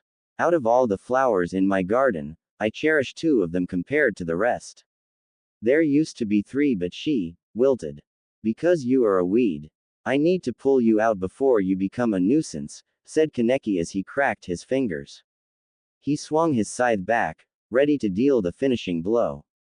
As for how I was able to control these ghouls, it is because he is the one who governs the shadows and death, continued an unknown stranger as he parried the scythe with a spear and stood between Kaneki and Sirzex. Kaneki, while narrowing his eyes, stared at the new arrival. Naruto. Quote. Scythe and spear clashed against each other as the 2 brothers glared at each other. Blood-red eyes with a black sclera met the eyes of an equally blood-red eyes with slit-like pupils. I will not let you kill her. Kaneki, said Naruto. After he interrupted the fight between his brother and a man with red hair, he realized that he had made a mistake. He had left Rias, therefore she was not cloaked by his energy. Before he could stop his brother, Kaneki was already gone. Using his chains, he appeared before her, only to block a massive scythe inches away from her neck, drawing a thin line of blood from it. Kaneki, with an emotionless face, clenched the handle of his scythe tighter. Why are you standing in my way? Naruto. He asked, eyes narrowed down dangerously. I do not wish to fight you. Do not make me repeat myself, Kaneki. I will not let you harm nor kill her, or else, threatened Naruto as he twirled Kaladbolg and rested it on his shoulders. Why? He asked. Naruto was very defensive of the girl, going so far as to threaten him. The threat was meaningless since he could easily kill Naruto as Naruto could easily kill him. Well, close to dying anyway since both of them were immortal. Because she belongs to me. She belongs to you, repeated Kaneki. You mean you've binded her soul to yours? And what if I did? Retorted Naruto. Then you were more of a fool than I thought you were, Naruto, said Kaneki. Have you forgotten about the oath that the 3 of us had sweared upon? How dare you accuse me of that? Roared out Naruto as his energy spiked, causing a small tremor. Then what was the oath that we had sweared upon? Asked Kaneki. A deathly silence filled the air as both warriors looked upon each other. One was waiting for answer while the other could only stare in silence. To never betray each other. To never misuse our powers. To kill any source of power that had once or will be posing a threat to humanity, recited Naruto as he listed the oath one by one. As well as to keep her sealed for all of eternity. And in the event that one of us had broken the oath that we had sweared upon, continued Kaneki. Then the remaining warriors will put an end to the one that had betrayed them, with no exceptions, no matter what the reason is, finished Naruto. Then Naruto asked Kaneki as his energy spiked, shadows enveloping his body. If you remembered our oath, why did you bind her soul to yours? An act like that can be treated as breaking the oath depending on how I view it. It is because I deemed it necessary to observe her, answered Naruto. And why is that? Because she intrigues me. She possesses the power of destruction, the very power that had killed millions of people and obliterated our army, and yet, she remains sane. Whether she is sane or not does not give you the right to endanger millions of lives. With a swing of his scythe, Thanatos, a wave of shadows took the forms of various hideous ghouls as they swarmed at Naruto. It is because of that very reason I deemed it necessary to observe her. roared out Naruto as he swung his spear in an arc-like motion, creating various razor-sharp wind blades to slice the oncoming wave of ghouls. What benefit will you gain from observing her? What you're doing is reckless and dangerous. I know, screamed out Naruto. I know, but you should have seen it, Kaneki. The way her allies, her friends, risked their lives to protect her when I tried to kill her. Knowing that they were fighting an enemy that they had no chance of winning. It reminded me of us when we were fighting her. But, unlike us, we had the power to win, we had the power to defeat her and seal her, but we chose not to. Until it was too late. With an impassive face, Kaneki could only listen on to what his fellow warrior was talking about as he lowered down his energy. While I do understand what you were trying to do, Naruto, it doesn't change the fact that she needs to be eliminated. I can't let you do that, Kaneki, said Naruto as he pointed Caladbolg at his brother in all but blood. Naruto, why can't you understand? Asked Kaneki. I want to protect the people that are close to me. That also includes the third and you, Naruto. I don't want to lose anyone important to me. That's why I will pull out any interfering weeds, said Kaneki while cracking his fingers. No one is yours to do what you want with, Kaneki. There is no reason we have to be protected by you, said Naruto. You pretend that you care about other people, but in the end, it's all about you. You're just afraid of being alone, aren't you? What you want is nothing more than self-satisfaction, he continued. You think you know me better than myself? Asked Kaneki as his energy spiked once again as he narrowed his eyes. The black sclera as well as his blood-red eyes making it much more intimidating. Yeah, I do, said Naruto as he had to dodge a wave of shadows as well as a scythe aiming for his legs. As I said before, Naruto, I do not wish to fight you. But if you insist on getting in my way, then I will break you, he said as he lunged at Naruto, scythe in hand. Naruto parried the scythe with his spear as both warriors tried to overwhelm the other, before disengaging and landed a few meters apart. Naruto thrusted his spear, aiming for Kaneki's left shoulder, but it was blocked by a barrier, composed out of shadows. Kaneki slashed the air in an arc-like motion, aiming for Naruto's head, but Naruto quickly stabbed his spear into the ground behind him so it would act like a pole and balanced his entire body on top of it, before using his chains to stop the momentum of the scythe as well as trying to imprison Kaneki with it. It proved useless as Kaneki slashed all of the chains that had tried to ensnare him, effectively cutting all of them, surprising Naruto. How were you able to cut my soul chains, Kaneki? He asked out of curiosity. No one has ever been able to scratch it, much less cut it. Not even the third was able to. The battle between him and his brother was meaningless after all. Neither of them could kill each other. Even if he were to stab Kaneki in the face with Caladbolg, the wound would just regenerate itself even if the wound was fatal. And why would I tell you that, Naruto? TCH. Aren't we brothers? You shouldn't let you guard down, Naruto, said Kaneki as he suddenly appeared behind Naruto using his mastery of the shadows and slashed Naruto's back. Before he was literally stabbed in the back by a blue spear with intricate designs. And who said I was? Came the voice of Naruto as the Naruto that Kaneki had slashed disappeared in a gust of wind. I did, said Kaneki as he re-emerged from the shadows and dropped to the ground, flipping his hands around and using a wide, sweeping kick to trip Naruto and pierce his body with multiple tendrils of shadows, pinning him to the ground. Like the clone of Naruto, the Kaneki that was stabbed by the spear revealed to be a hideous ghoul that was transformed to look like the original Kaneki before it died and its body became one with the shadows again. You shouldn't underestimate me, Naruto. Even if I need to break your bones, cut of your legs or arms, your fingers and toes over and over again, or even cutting of your head, if it means that I can protect you, then I will do what needs to be done. Kaneki, came the hoarse voice of Naruto. You fool, he said before using his chains to wrap themselves to Kaneki's arm and pulling him to meet the sharp edge of Caladbolg as it pierced Kaneki's neck. I see, said Kaneki as he coughed up blood. You finally decided to use that to fake your injuries. Surrounding Naruto were 8 spheres of malleable black chakra, also known as the truth-seeking balls, said Naruto. These spheres of chakra were the only substance besides us in our soul weapons that could not be obliterated by the power of destruction, as well as the ultimate defense. How can you even talk anyway? I pierced your vocal cords. Even if we are immortal, we still experience pain. You think that after everything else that I've been through, something like this would hurt?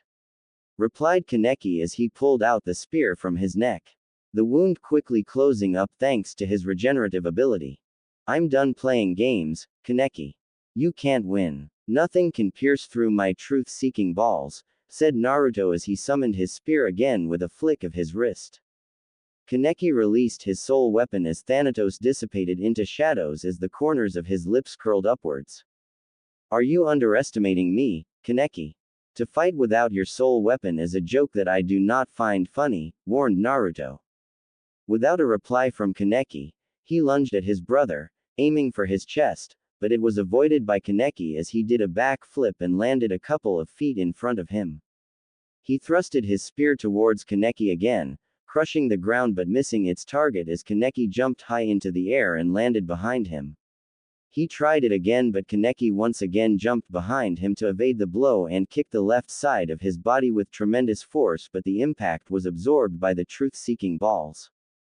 After a while of fail thrusting by Naruto and the jumping Kaneki, he swinged his spear in an arc-like motion, but Kaneki quickly ducked under it and dealt a devastating blow to Naruto's stomach, but again, the impact was absorbed by the truth-seeking balls.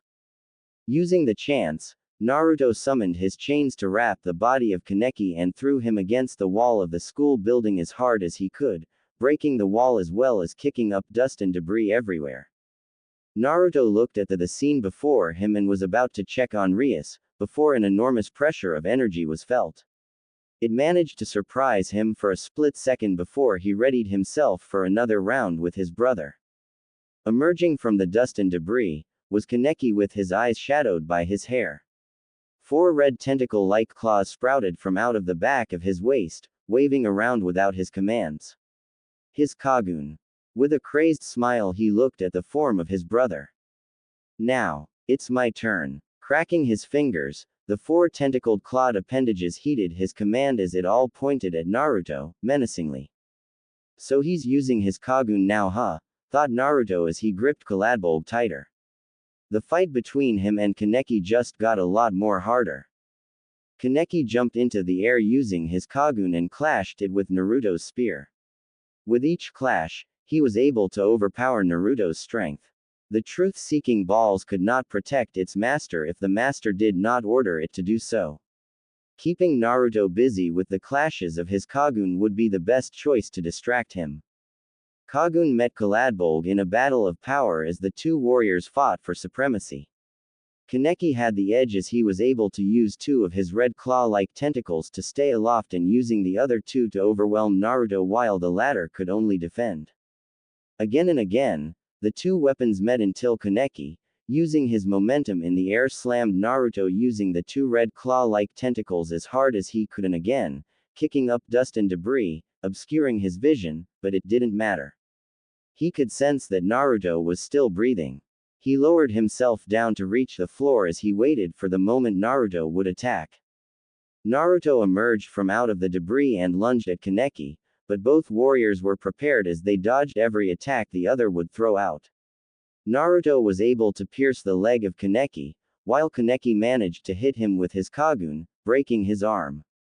He then used his blood from the wound that Naruto had inflicted and blinded Naruto's vision by throwing it at his eyes. Using his Kagun, he leapt high into the sky, spread his Kagun and slammed all 4 of the red claw-like tentacles at Naruto's body, creating a crater as well as kicking up, yet again, more dust. I'm sorry if I'm overusing this scene as well as some words, kicking up dust and debris as well as other words, but I don't know how to explain it. T.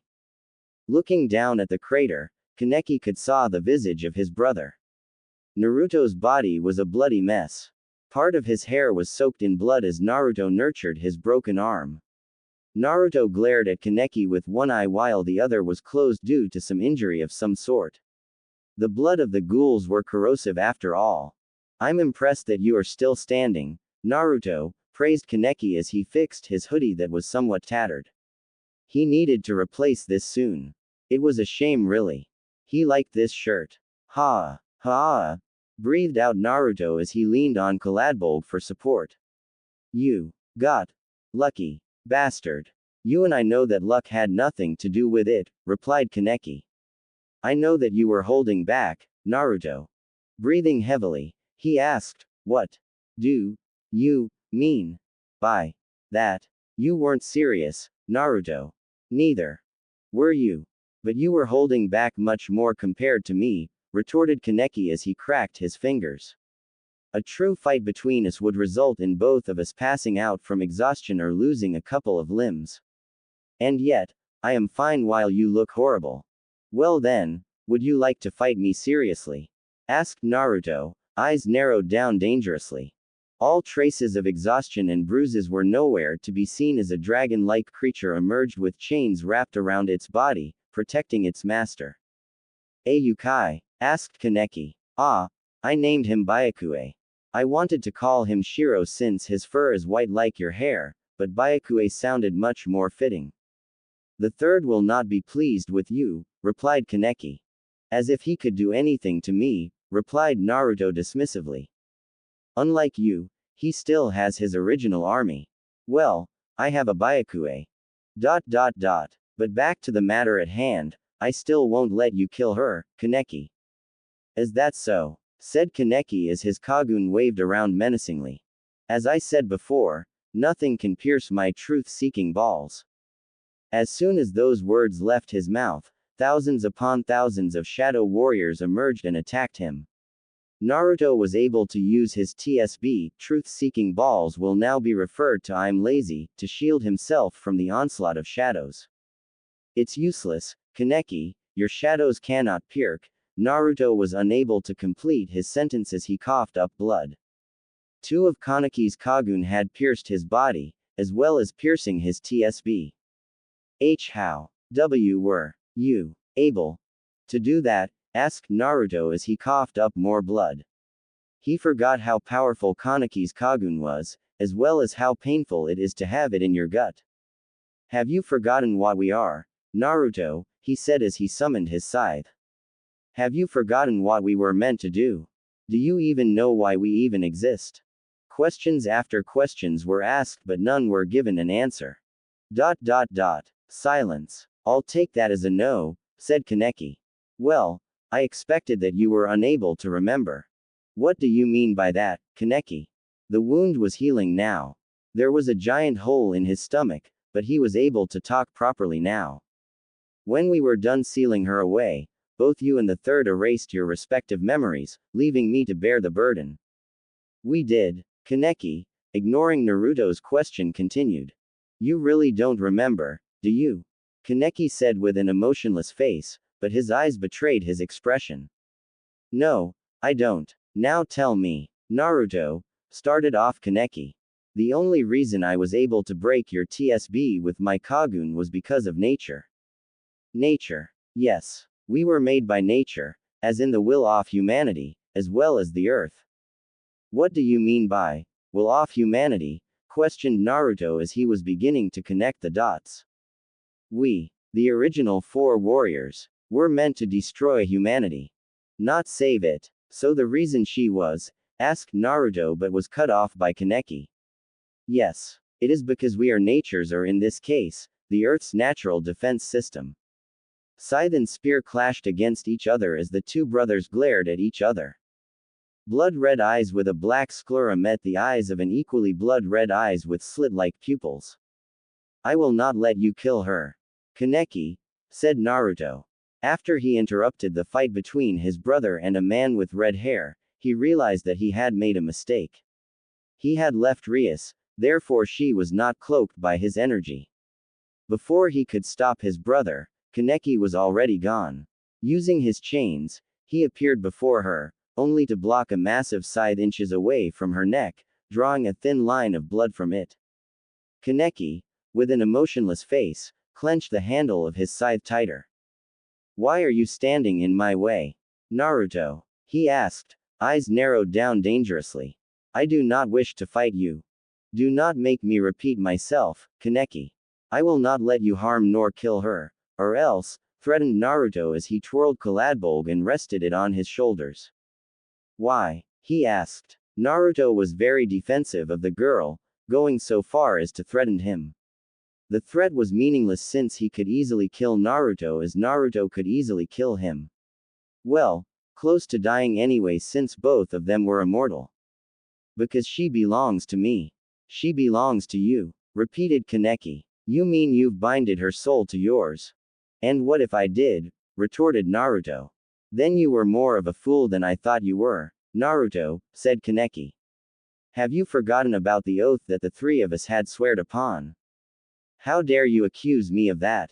Roared out Naruto as his energy spiked, causing a small tremor. Then what was the oath that we had sweared upon? Asked Kaneki. A deathly silence filled the air as both warriors looked upon each other. One was waiting for answer while the other could only stare in silence. To never betray each other. To never misuse our powers. To kill any source of power that had once or will be posing a threat to humanity, recited Naruto as he listed the oath one by one.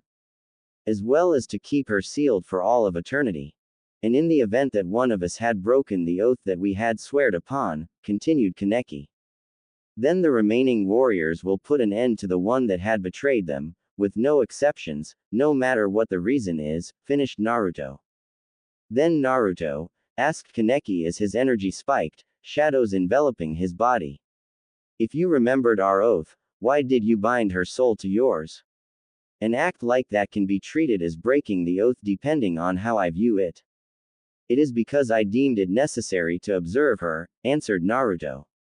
And why is that? Because she intrigues me. She possesses the power of destruction, the very power that had killed millions of people and obliterated our army, and yet, she remains sane. Whether she is sane or not does not give you the right to endanger millions of lives. With a swing of his scythe, Thanatos, a wave of shadows took the forms of various hideous ghouls as they swarmed at Naruto. It is because of that very reason I deemed it necessary to observe her. Roared out Naruto as he swung his spear in an arc-like motion, creating various razor-sharp wind blades to slice the oncoming wave of ghouls. What benefit will you gain from observing her? What you're doing is reckless and dangerous. I know, screamed out Naruto. I know, but you should have seen it, Kaneki. The way her allies, her friends, risked their lives to protect her when I tried to kill her. Knowing that they were fighting an enemy that they had no chance of winning. It reminded me of us when we were fighting her. But, unlike us, we had the power to win, we had the power to defeat her and seal her, but we chose not to. Until it was too late. With an impassive face, Kaneki could only listen on to what his fellow warrior was talking about as he lowered down his energy. While I do understand what you were trying to do, Naruto, it doesn't change the fact that she needs to be eliminated. I can't let you do that, Kaneki, said Naruto as he pointed Kaladbolg at his brother in all but blood. Naruto, why can't you understand? Asked Kaneki. I want to protect the people that are close to me. That also includes the third and you, Naruto. I don't want to lose anyone important to me. That's why I will pull out any interfering weeds, said Kaneki while cracking his fingers. No one is yours to do what you want with, Kaneki. There is no reason we have to be protected by you, said Naruto. You pretend that you care about other people, but in the end, it's all about you. You're just afraid of being alone, aren't you? What you want is nothing more than self-satisfaction, he continued. You think you know me better than myself? Asked Kaneki as his energy spiked once again as he narrowed his eyes.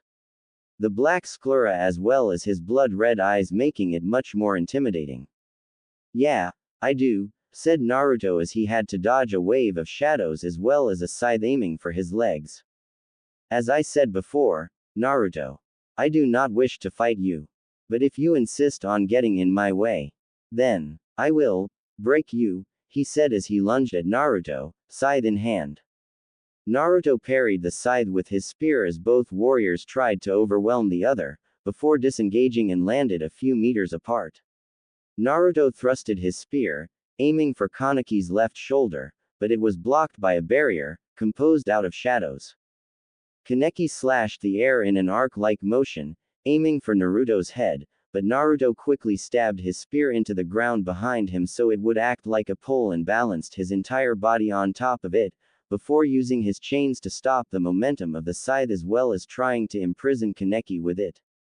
It proved useless as Kaneki slashed all of the chains that had tried to ensnare him, effectively cutting all of them, surprising Naruto. How were you able to cut my soul chains, Kaneki? He asked out of curiosity. No one has ever been able to scratch it, much less cut it. Not even the third was able to. The battle between him and his brother was meaningless after all. Neither of them could kill each other. Even if he were to stab Kaneki in the face with Kaladbolg, the wound would just regenerate itself even if the wound was fatal. And why would I tell you that, Naruto? TCH. Aren't we brothers? You shouldn't let you guard down, Naruto, said Kaneki as he suddenly appeared behind Naruto using his mastery of the shadows and slashed Naruto's back. Before he was literally stabbed in the back by a blue spear with intricate designs. And who said I was? Came the voice of Naruto as the Naruto that Kaneki had slashed disappeared in a gust of wind. I did, said Kaneki as he re-emerged from the shadows and dropped to the ground, flipping his hands around and using a wide, sweeping kick to trip Naruto and pierce his body with multiple tendrils of shadows, pinning him to the ground. Like the clone of Naruto, the Kaneki that was stabbed by the spear revealed to be a hideous ghoul that was transformed to look like the original Kaneki before it died and its body became one with the shadows again. You shouldn't underestimate me, Naruto. Even if I need to break your bones, cut of your legs or arms, your fingers and toes over and over again, or even cutting of your head, if it means that I can protect you, then I will do what needs to be done.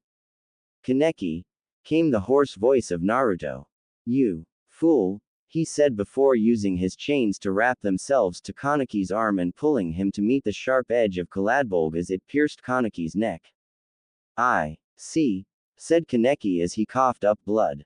You finally decided to use that to fake your injuries. Surrounding Naruto were 8 spheres of malleable black chakra, also known as the truth-seeking balls, said Naruto. These spheres of chakra were the only substance besides us and our soul weapons that could not be obliterated by the power of destruction. As well as the ultimate defense. How can you even talk anyway? I pierced you vocal cords. Even if we are immortal, we still experience pain. You think that after everything else that I've been through, something like this would hurt? Replied Kaneki as he pulled out the spear from his neck. The wound quickly closing up thanks to his regenerative ability. I'm done playing games, Kaneki. You can't win. Nothing can pierce through my truth-seeking balls, said Naruto as he summoned his spear again with a flick of his wrist. Kaneki released his soul weapon as Thanatos dissipated into shadows as the corners of his lips curled upwards. Are you underestimating me, Kaneki? To fight without your soul weapon is a joke that I do not find funny, warned Naruto. Without a reply from Kaneki, he lunged at his brother, aiming for his chest, but it was avoided by Kaneki as he did a back flip and landed a couple of feet in front of him.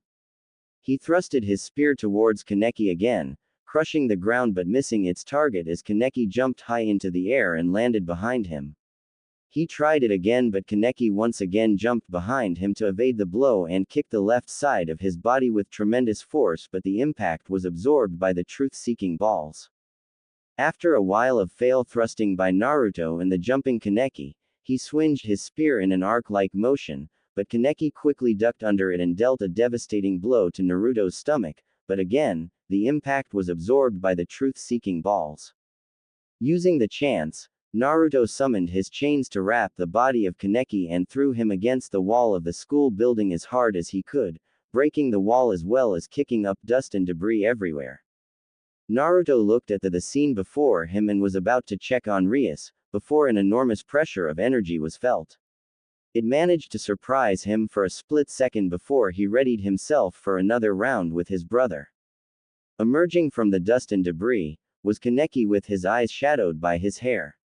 4 red tentacle-like claws sprouted from out of the back of his waist, waving around without his commands. His Kagun. With a crazed smile he looked at the form of his brother. Now, it's my turn. Cracking his fingers, the 4 tentacled clawed appendages heeded his command as it all pointed at Naruto, menacingly. So he's using his Kagun now, huh? Thought Naruto as he gripped Kaladbulb tighter. The fight between him and Kaneki just got a lot more harder. Kaneki jumped into the air using his Kagun and clashed it with Naruto's spear. With each clash, he was able to overpower Naruto's strength.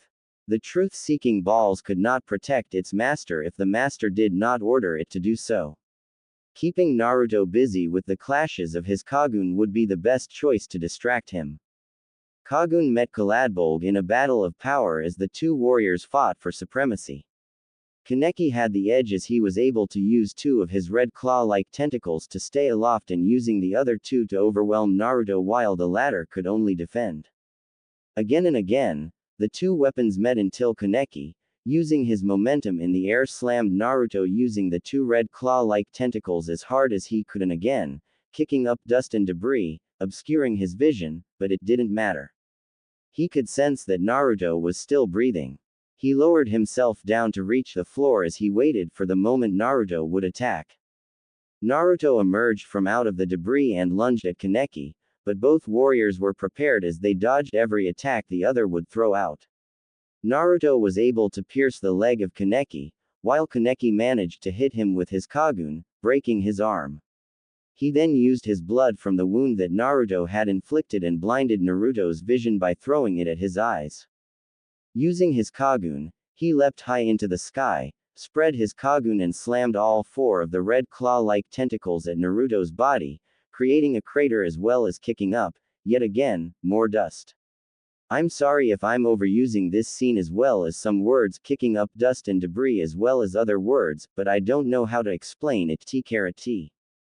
Looking down at the crater, Kaneki could saw the visage of his brother. Naruto's body was a bloody mess. Part of his hair was soaked in blood as Naruto nurtured his broken arm. Naruto glared at Kaneki with one eye while the other was closed due to some injury of some sort. The blood of the ghouls were corrosive after all. I'm impressed that you are still standing, Naruto, praised Kaneki as he fixed his hoodie that was somewhat tattered. He needed to replace this soon. It was a shame really. He liked this shirt. Ha, ha, breathed out Naruto as he leaned on Kaladbulb for support. You got lucky, bastard. You and I know that luck had nothing to do with it, replied Kaneki. I know that you were holding back, Naruto. Breathing heavily, he asked, what do you mean by that? You weren't serious, Naruto. Neither were you. But you were holding back much more compared to me, retorted Kaneki as he cracked his fingers. A true fight between us would result in both of us passing out from exhaustion or losing a couple of limbs. And yet, I am fine while you look horrible. Well then, would you like to fight me seriously? Asked Naruto, eyes narrowed down dangerously. All traces of exhaustion and bruises were nowhere to be seen as a dragon-like creature emerged with chains wrapped around its body, protecting its master. Ayukai? Asked Kaneki. Ah, I named him Byakue. I wanted to call him Shiro since his fur is white like your hair, but Byakue sounded much more fitting. The third will not be pleased with you, replied Kaneki. As if he could do anything to me, replied Naruto dismissively. Unlike you, he still has his original army. Well, I have a Byakue. But back to the matter at hand, I still won't let you kill her, Kaneki. Is that so? Said Kaneki as his Kagun waved around menacingly. As I said before, nothing can pierce my truth-seeking balls. As soon as those words left his mouth, thousands upon thousands of shadow warriors emerged and attacked him. Naruto was able to use his TSB, truth-seeking balls will now be referred to I'm lazy, to shield himself from the onslaught of shadows. It's useless, Kaneki, your shadows cannot pierce. Naruto was unable to complete his sentence as he coughed up blood. Two of Kaneki's Kagun had pierced his body, as well as piercing his TSB. How were you able to do that? Asked Naruto as he coughed up more blood. He forgot how powerful Kaneki's Kagun was, as well as how painful it is to have it in your gut. Have you forgotten what we are, Naruto? He said as he summoned his scythe. Have you forgotten what we were meant to do? Do you even know why we even exist? Questions after questions were asked but none were given an answer. Silence. I'll take that as a no, said Kaneki. Well, I expected that you were unable to remember. What do you mean by that, Kaneki? The wound was healing now. There was a giant hole in his stomach, but he was able to talk properly now. Rewrite. Naruto. We were created by nature herself. We are a means to an end. When mankind was at its breaking point, we were created by her to finish them off. Nature views mankind as a threat to her and created us to end them. With the powers she granted us, we deceived them, we built an army of mankind's finest warriors. And killed them. But she underestimated humanity's will to live. The very nature of human beings is to survive and live on after all.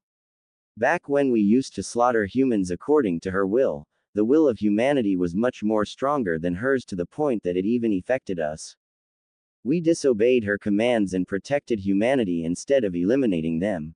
But, unknown to even us, nature had a fail-safe plan. In the event that we would betray her, a switch was flipped. No matter how powerful we are, no matter what we try to do, nature's command was absolute. That is to eradicate all human beings. From then on, we are nothing more than a tool that obeys her every command. The powers of the warrior that was under her command would then spread to the other remaining warriors until all of them are under her command once again. The fourth was an example to that, continued Naruto. So you do remember, stated Kaneki. I'd rather not. Then you'd understand why she. No. Those who possesses the power of destruction is to be killed to avoid her influence on us. If even one of them grows in power to match the fourth, then. I know that, shouted Naruto. But, suddenly, black runic-like symbols appeared on Naruto's body, restricting his movements. This is the curse of Thanatos, came the voice of Kaneki. It took a while for it to affect you, but no one can break out of it once I've placed it inside of your body. When did you? At the very start. When you blocked my scythe when protecting that girl, the tip of Thanatos was able to scratch your cheek. After that, I just needed to stall for time. But I am aware of your truth-seeking balls blocking the initial attack, but have you forgotten what I said earlier? Answered Kaneki as he cracked his fingers. We are created by nature. Our body was created by raw natural energy. My Kagun was able to pierce your TSB because it was the physical manifestation of the natural energy inside of my body. He then walked to an area a couple of meters away and extended his hand. It looked like he was gripping the thin air itself before stripping away the technique which was created by Naruto. A light blue-violet aura surrounds the area, revealing the form of Rias, who was panicking with tears in her eyes as she gradually comes into view. You might have been able to hide her physical form and energy, but her presence still remains, Naruto. As he said that, he gripped his scythe. Kaneki, stop, screamed out Naruto as he tried to stop his brother from killing her, but it fell on deaf ears as Kaneki ignored him. He then slashed it horizontally as the girl's blood covered his face and entered his mouth. He tasted the blood of the girl as he viewed her memory. Her precious moments, her accomplishments, her grief, her parents and her friends. But there was only one problem. The blood did not belong to the red-haired girl. It belonged to Akeno, cried out Rias in anguish as she watched the body of her best friend laying limp on the ground. A sigh of boredom escaped his lips as he watched a supposed nun of the church with blonde hair trying and failing to heal the wound that he had caused to the familiar boy with brown hair. After a few tries, it looked like the girl was apologizing to the boy while bowing her head to the floor. After that humiliating display for both parties, they started walking to an unknown destination. The girl was walking fine while the boy was limping. Right now, he was just floating around in the air like it was the most natural thing for a human to do. Seriously though, he really had nothing to do. Thanks to his mastery over the wind, sky, air, he could make himself invisible as to not scare any wandering humans or attract any unwanted attention from any supernatural being. It's useless. Nothing in this universe can heal the wound of my Caladbolg once it pierces any part of your body unless I will it, said Naruto as he talked to himself. He's been doing that a lot lately ever since he was reawakened for some reason. It's as if he was waiting for someone, or something to reply. Sometimes, when he tried remembering about the happy days he used to spend with his pseudo-siblings, pangs of guilt and regret plagued his memories. Where they came from, he had no idea, but since he had other things to worry about, those things were unimportant, nor was he interested in doing some mundane tasks like remembering his pasts. In all honesty, he totally forgot about the wound that he had inflicted to the boy. I wonder how he managed to walk like that for all of those weeks, mused Naruto while stroking his non-existent beard. Might as well lift the curse for the poor bastard, he continued as he flicked his wrists as a blue ethereal glow surrounded his body as well as the leg of the boy before it died down. Aside from that, he was indeed curious. In the memories that he was able to recall, he could remember talking to a titanic beast with 9 tails as well as other beasts but with lesser tails. He also remembered fighting a monstrosity that towered over all of those beasts as well as a man with godlike powers, and following him was a woman that far outclassed the man. She was almost at the same level as the beast, and a lot smarter too. Those memories did not belong to him, and yet, at the same time it did. It must have belonged to the. Naruto halted his train of thoughts as he watched in curiosity as a raven-haired girl with a ponytail was running around frantically, as if she was trying to find something. If he remembered correctly, her name was Akino, the foolish devil who had sacrificed her life to save her friend. He could still remember it clearly. Her body was sliced in half while millions of shadows ravaged her body. Well, he couldn't really call her a devil now, can he? She was supposed to die on that day. Whether she liked it or not, her life and destiny changed drastically the moment she intervened in their fight. Yes, the girl named Akino was interesting indeed. A fallen angel turned devil. As well as being one of the few individuals that was able to evade the hands of death by their hands. At first, she was a fallen angel. Under certain circumstances, she was later turned into a devil. And now, because of what had happened on that day, she is now a ghoul. A few hours later. So, when are you going to wake up, Rias? Asked Naruto, but Rias was nowhere in sight. You've kept me waiting long enough, he stated as he scratched the ear of a black cat that he had found wandering the streets. The cat purred in response while showing him its eyes, as if asking him for more. To be more precise, a girl was asking him for more. He could sense that the cat was actually a yokai in disguise. Like seriously, who the hell does she think she's trying to fool? Well, it doesn't matter really, thought Naruto. I don't sense any hatred nor any killing intent from her, so it's fine. If it comes down to it, I can just kill her. Unknown to the yokai in disguise, while Naruto was petting her, he had secretly enveloped a very thin line of his ethereal chains around her body. If she tried anything against him, it would only be in a matter of milliseconds for her to die. You know Kuro Neko, should I give her a little push? He asked the black cat. Meow, asked the cat in confusion as it tilted its head. You see, one of my possessions is in a coma because of a very close friend of mine had done some things to her best friend, and it left her in a very bad state. Seeing your best friend being sliced in half as well as being ravaged by an onslaught of shadows was enough to cause her to have a mental breakdown. To save herself, or itself, her brain had shut down every part of her body so she doesn't do anything stupid or reckless. Because of that, she is in a coma. Meow. I should. Meow. But, the side effect of forcibly waking her up from her coma would. Meow. What do you mean I'm dumb? Meow. Well, yeah, but. Meow. I swear if you call me a dumbass again. Meow. A sigh escaped his lips yet again as the black cat had won their little argument. He then went down to the ground and set up a barrier in the area. You know, for a yokai, you have a very clear head, said Naruto. All of the yokai that I had known were all drunkards who did nothing but drink sake and party. Meow. Yes, I know, and as a matter of fact, they were powerful. At least, their leader was. He was a sibling of mine. Mio. The cat was unable to finish its sentence meowing, as Naruto had cut her off. You know, Neko, you're right. She's kept me waiting for long enough. If there are side effects, I'll cross that bridge when I get there, said Naruto as he summoned Kaladbolg. He tapped the blunt edge of Kaladbolg on the ground 2 times before drawing a line. Suddenly, blue azure flames began to ignite everywhere as it surrounded him, and yet, it burned nothing.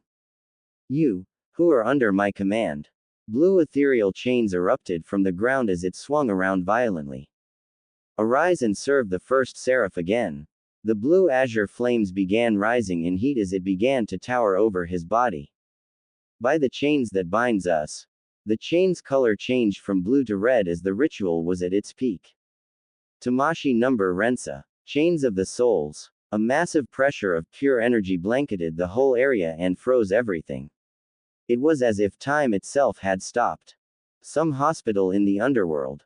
In a hospital room lies the form of a young teenage girl with red hair as her body was lying on the bed. Numerous hospital equipments were surrounding her as well as 2 individuals. One of them wielded a katana-like weapon where the second individual appears to be holding a staff. Even when it was well past midnight, those 2 individuals were still keeping their eyes on the heiress of the Grimoire family. They had been tasked by their master, the current Lucifer, to guard his little sister. Their lord himself was also in critical condition. To avoid pandemonium among the devil faction, only those of a very high rank or people who had a very close relation to him.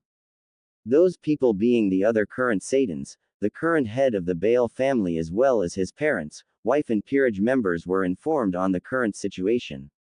No one knew what had happened to him, nor what had happened to rest of his army.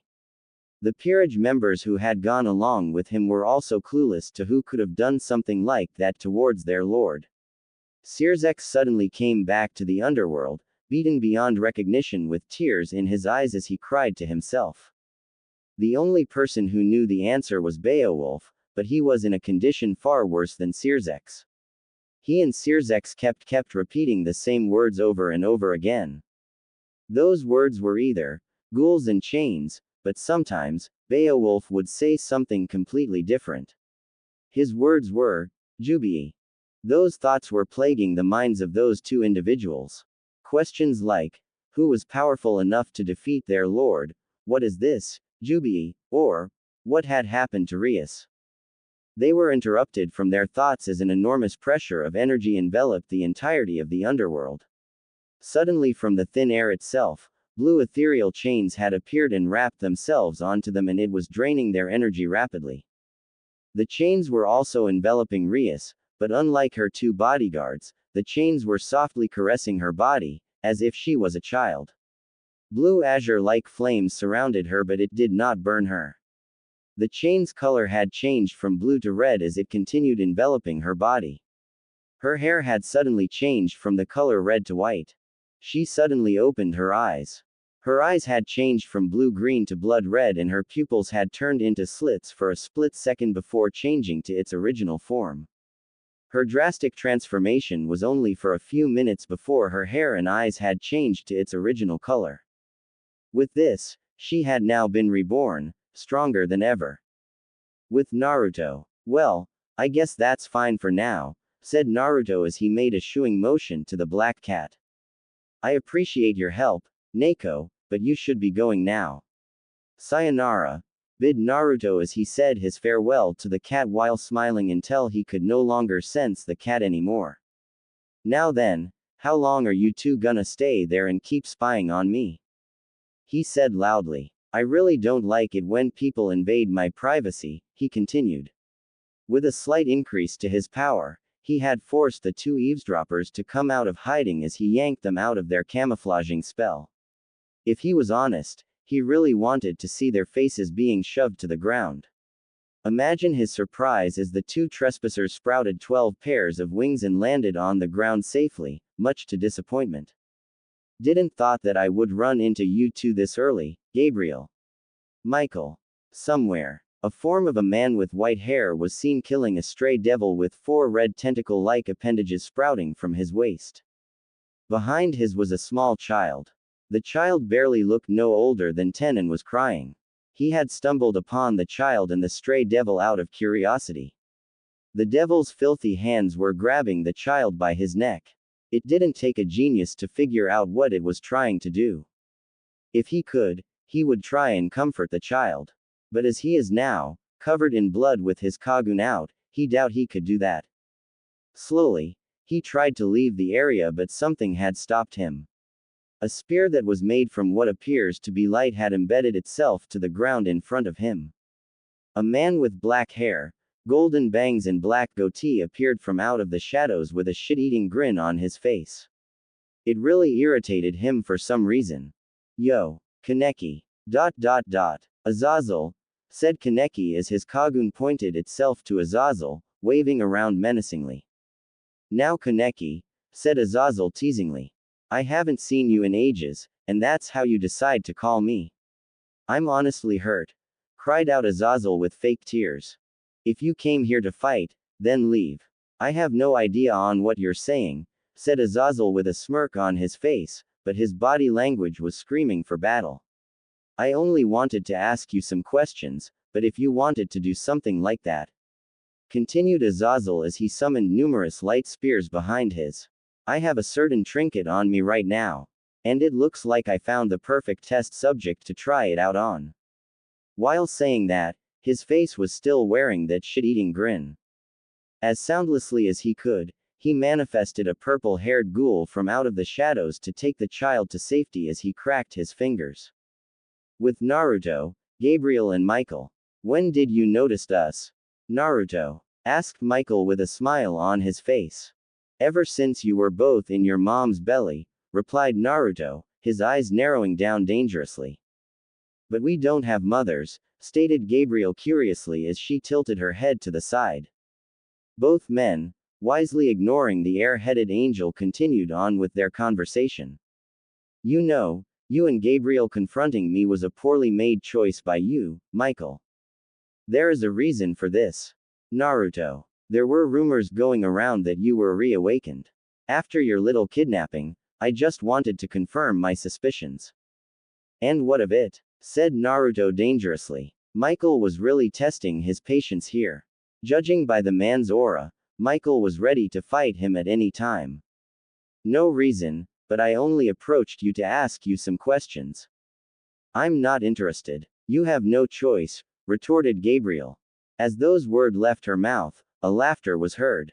This laughter was not one out of joy, but one out of pure amusement. Michael could already sense the killing intent that was being released by Naruto. What she meant was, Michael couldn't finish his reasoning as chains erupted from the ground, restraining them. Its user was standing right in the middle between him and Gabriel, kunai in hand. The kunai he had with him was inches away from their necks. A single mistake could cost them their lives. Have you forgotten what had happened when the three of you had challenged us in the past?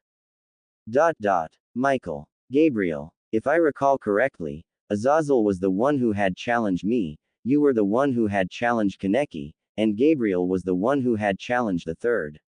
Have you forgotten the outcome? I as well as Kaneki had left you and Azazel on the brink of death while the third merely left Gabriel with some broken bones. If it was not for your god interfering, then you as well as Azazel would have probably been dead by now. At the mention of their god, Gabriel wanted to say something but the thought disappeared from her mind when her eyes had locked itself to Naruto's eyes for a few seconds. If it was back then at this time, I would probably say something like, I hope that the damage that was inflicted by me to you so-called God served a meaning in his death, but at this point in time, I really don't care. You, Gabriel wasn't able to finish her sentence as Naruto cut her off harshly. Try and threaten me again, and we'll see how this goes, said Naruto. The color of his eyes had changed from blue to red with slit-like pupils. And if both of you try and approach me again with the same reason, I will kill both of you. Somewhere. Again. I would rather avoid causing trouble, so I went easy on you. But should you come looking for a fight again for no good reason, I'll end you, threatened Kaneki as he left the bloodied form of Azazel. Bones were seen poking out of Azazel's skin as well as a few large gash marks on his chest. This is what you call on going easy, said Azazel weakly as he coughed up a pool of blood. He could feel his consciousness slipping away. He was thankful that he had sent out a team of fallen angels to retrieve him when an hour had passed. Now he only had to wait. At an unknown location. Naruto. Kaneki. Why have you called me out here? Kaneki questioned Naruto curiously. We need to talk, answered Kaneki. And what is it? Before that, something had caught my attention when I tasted her blood. And that is, I viewed her memories. Apparently, the red-haired girl and her brother are not the only people to possess the power of destruction. I am aware of that. From the information that I had able to extract from her without killing her, there was a whole clan of them. I see. It matters not. In time, we will deal with them, but not right now, said Kaneki as he cracked his fingers. So, what is it that you really wanted to tell me? It's about time for us to search for the third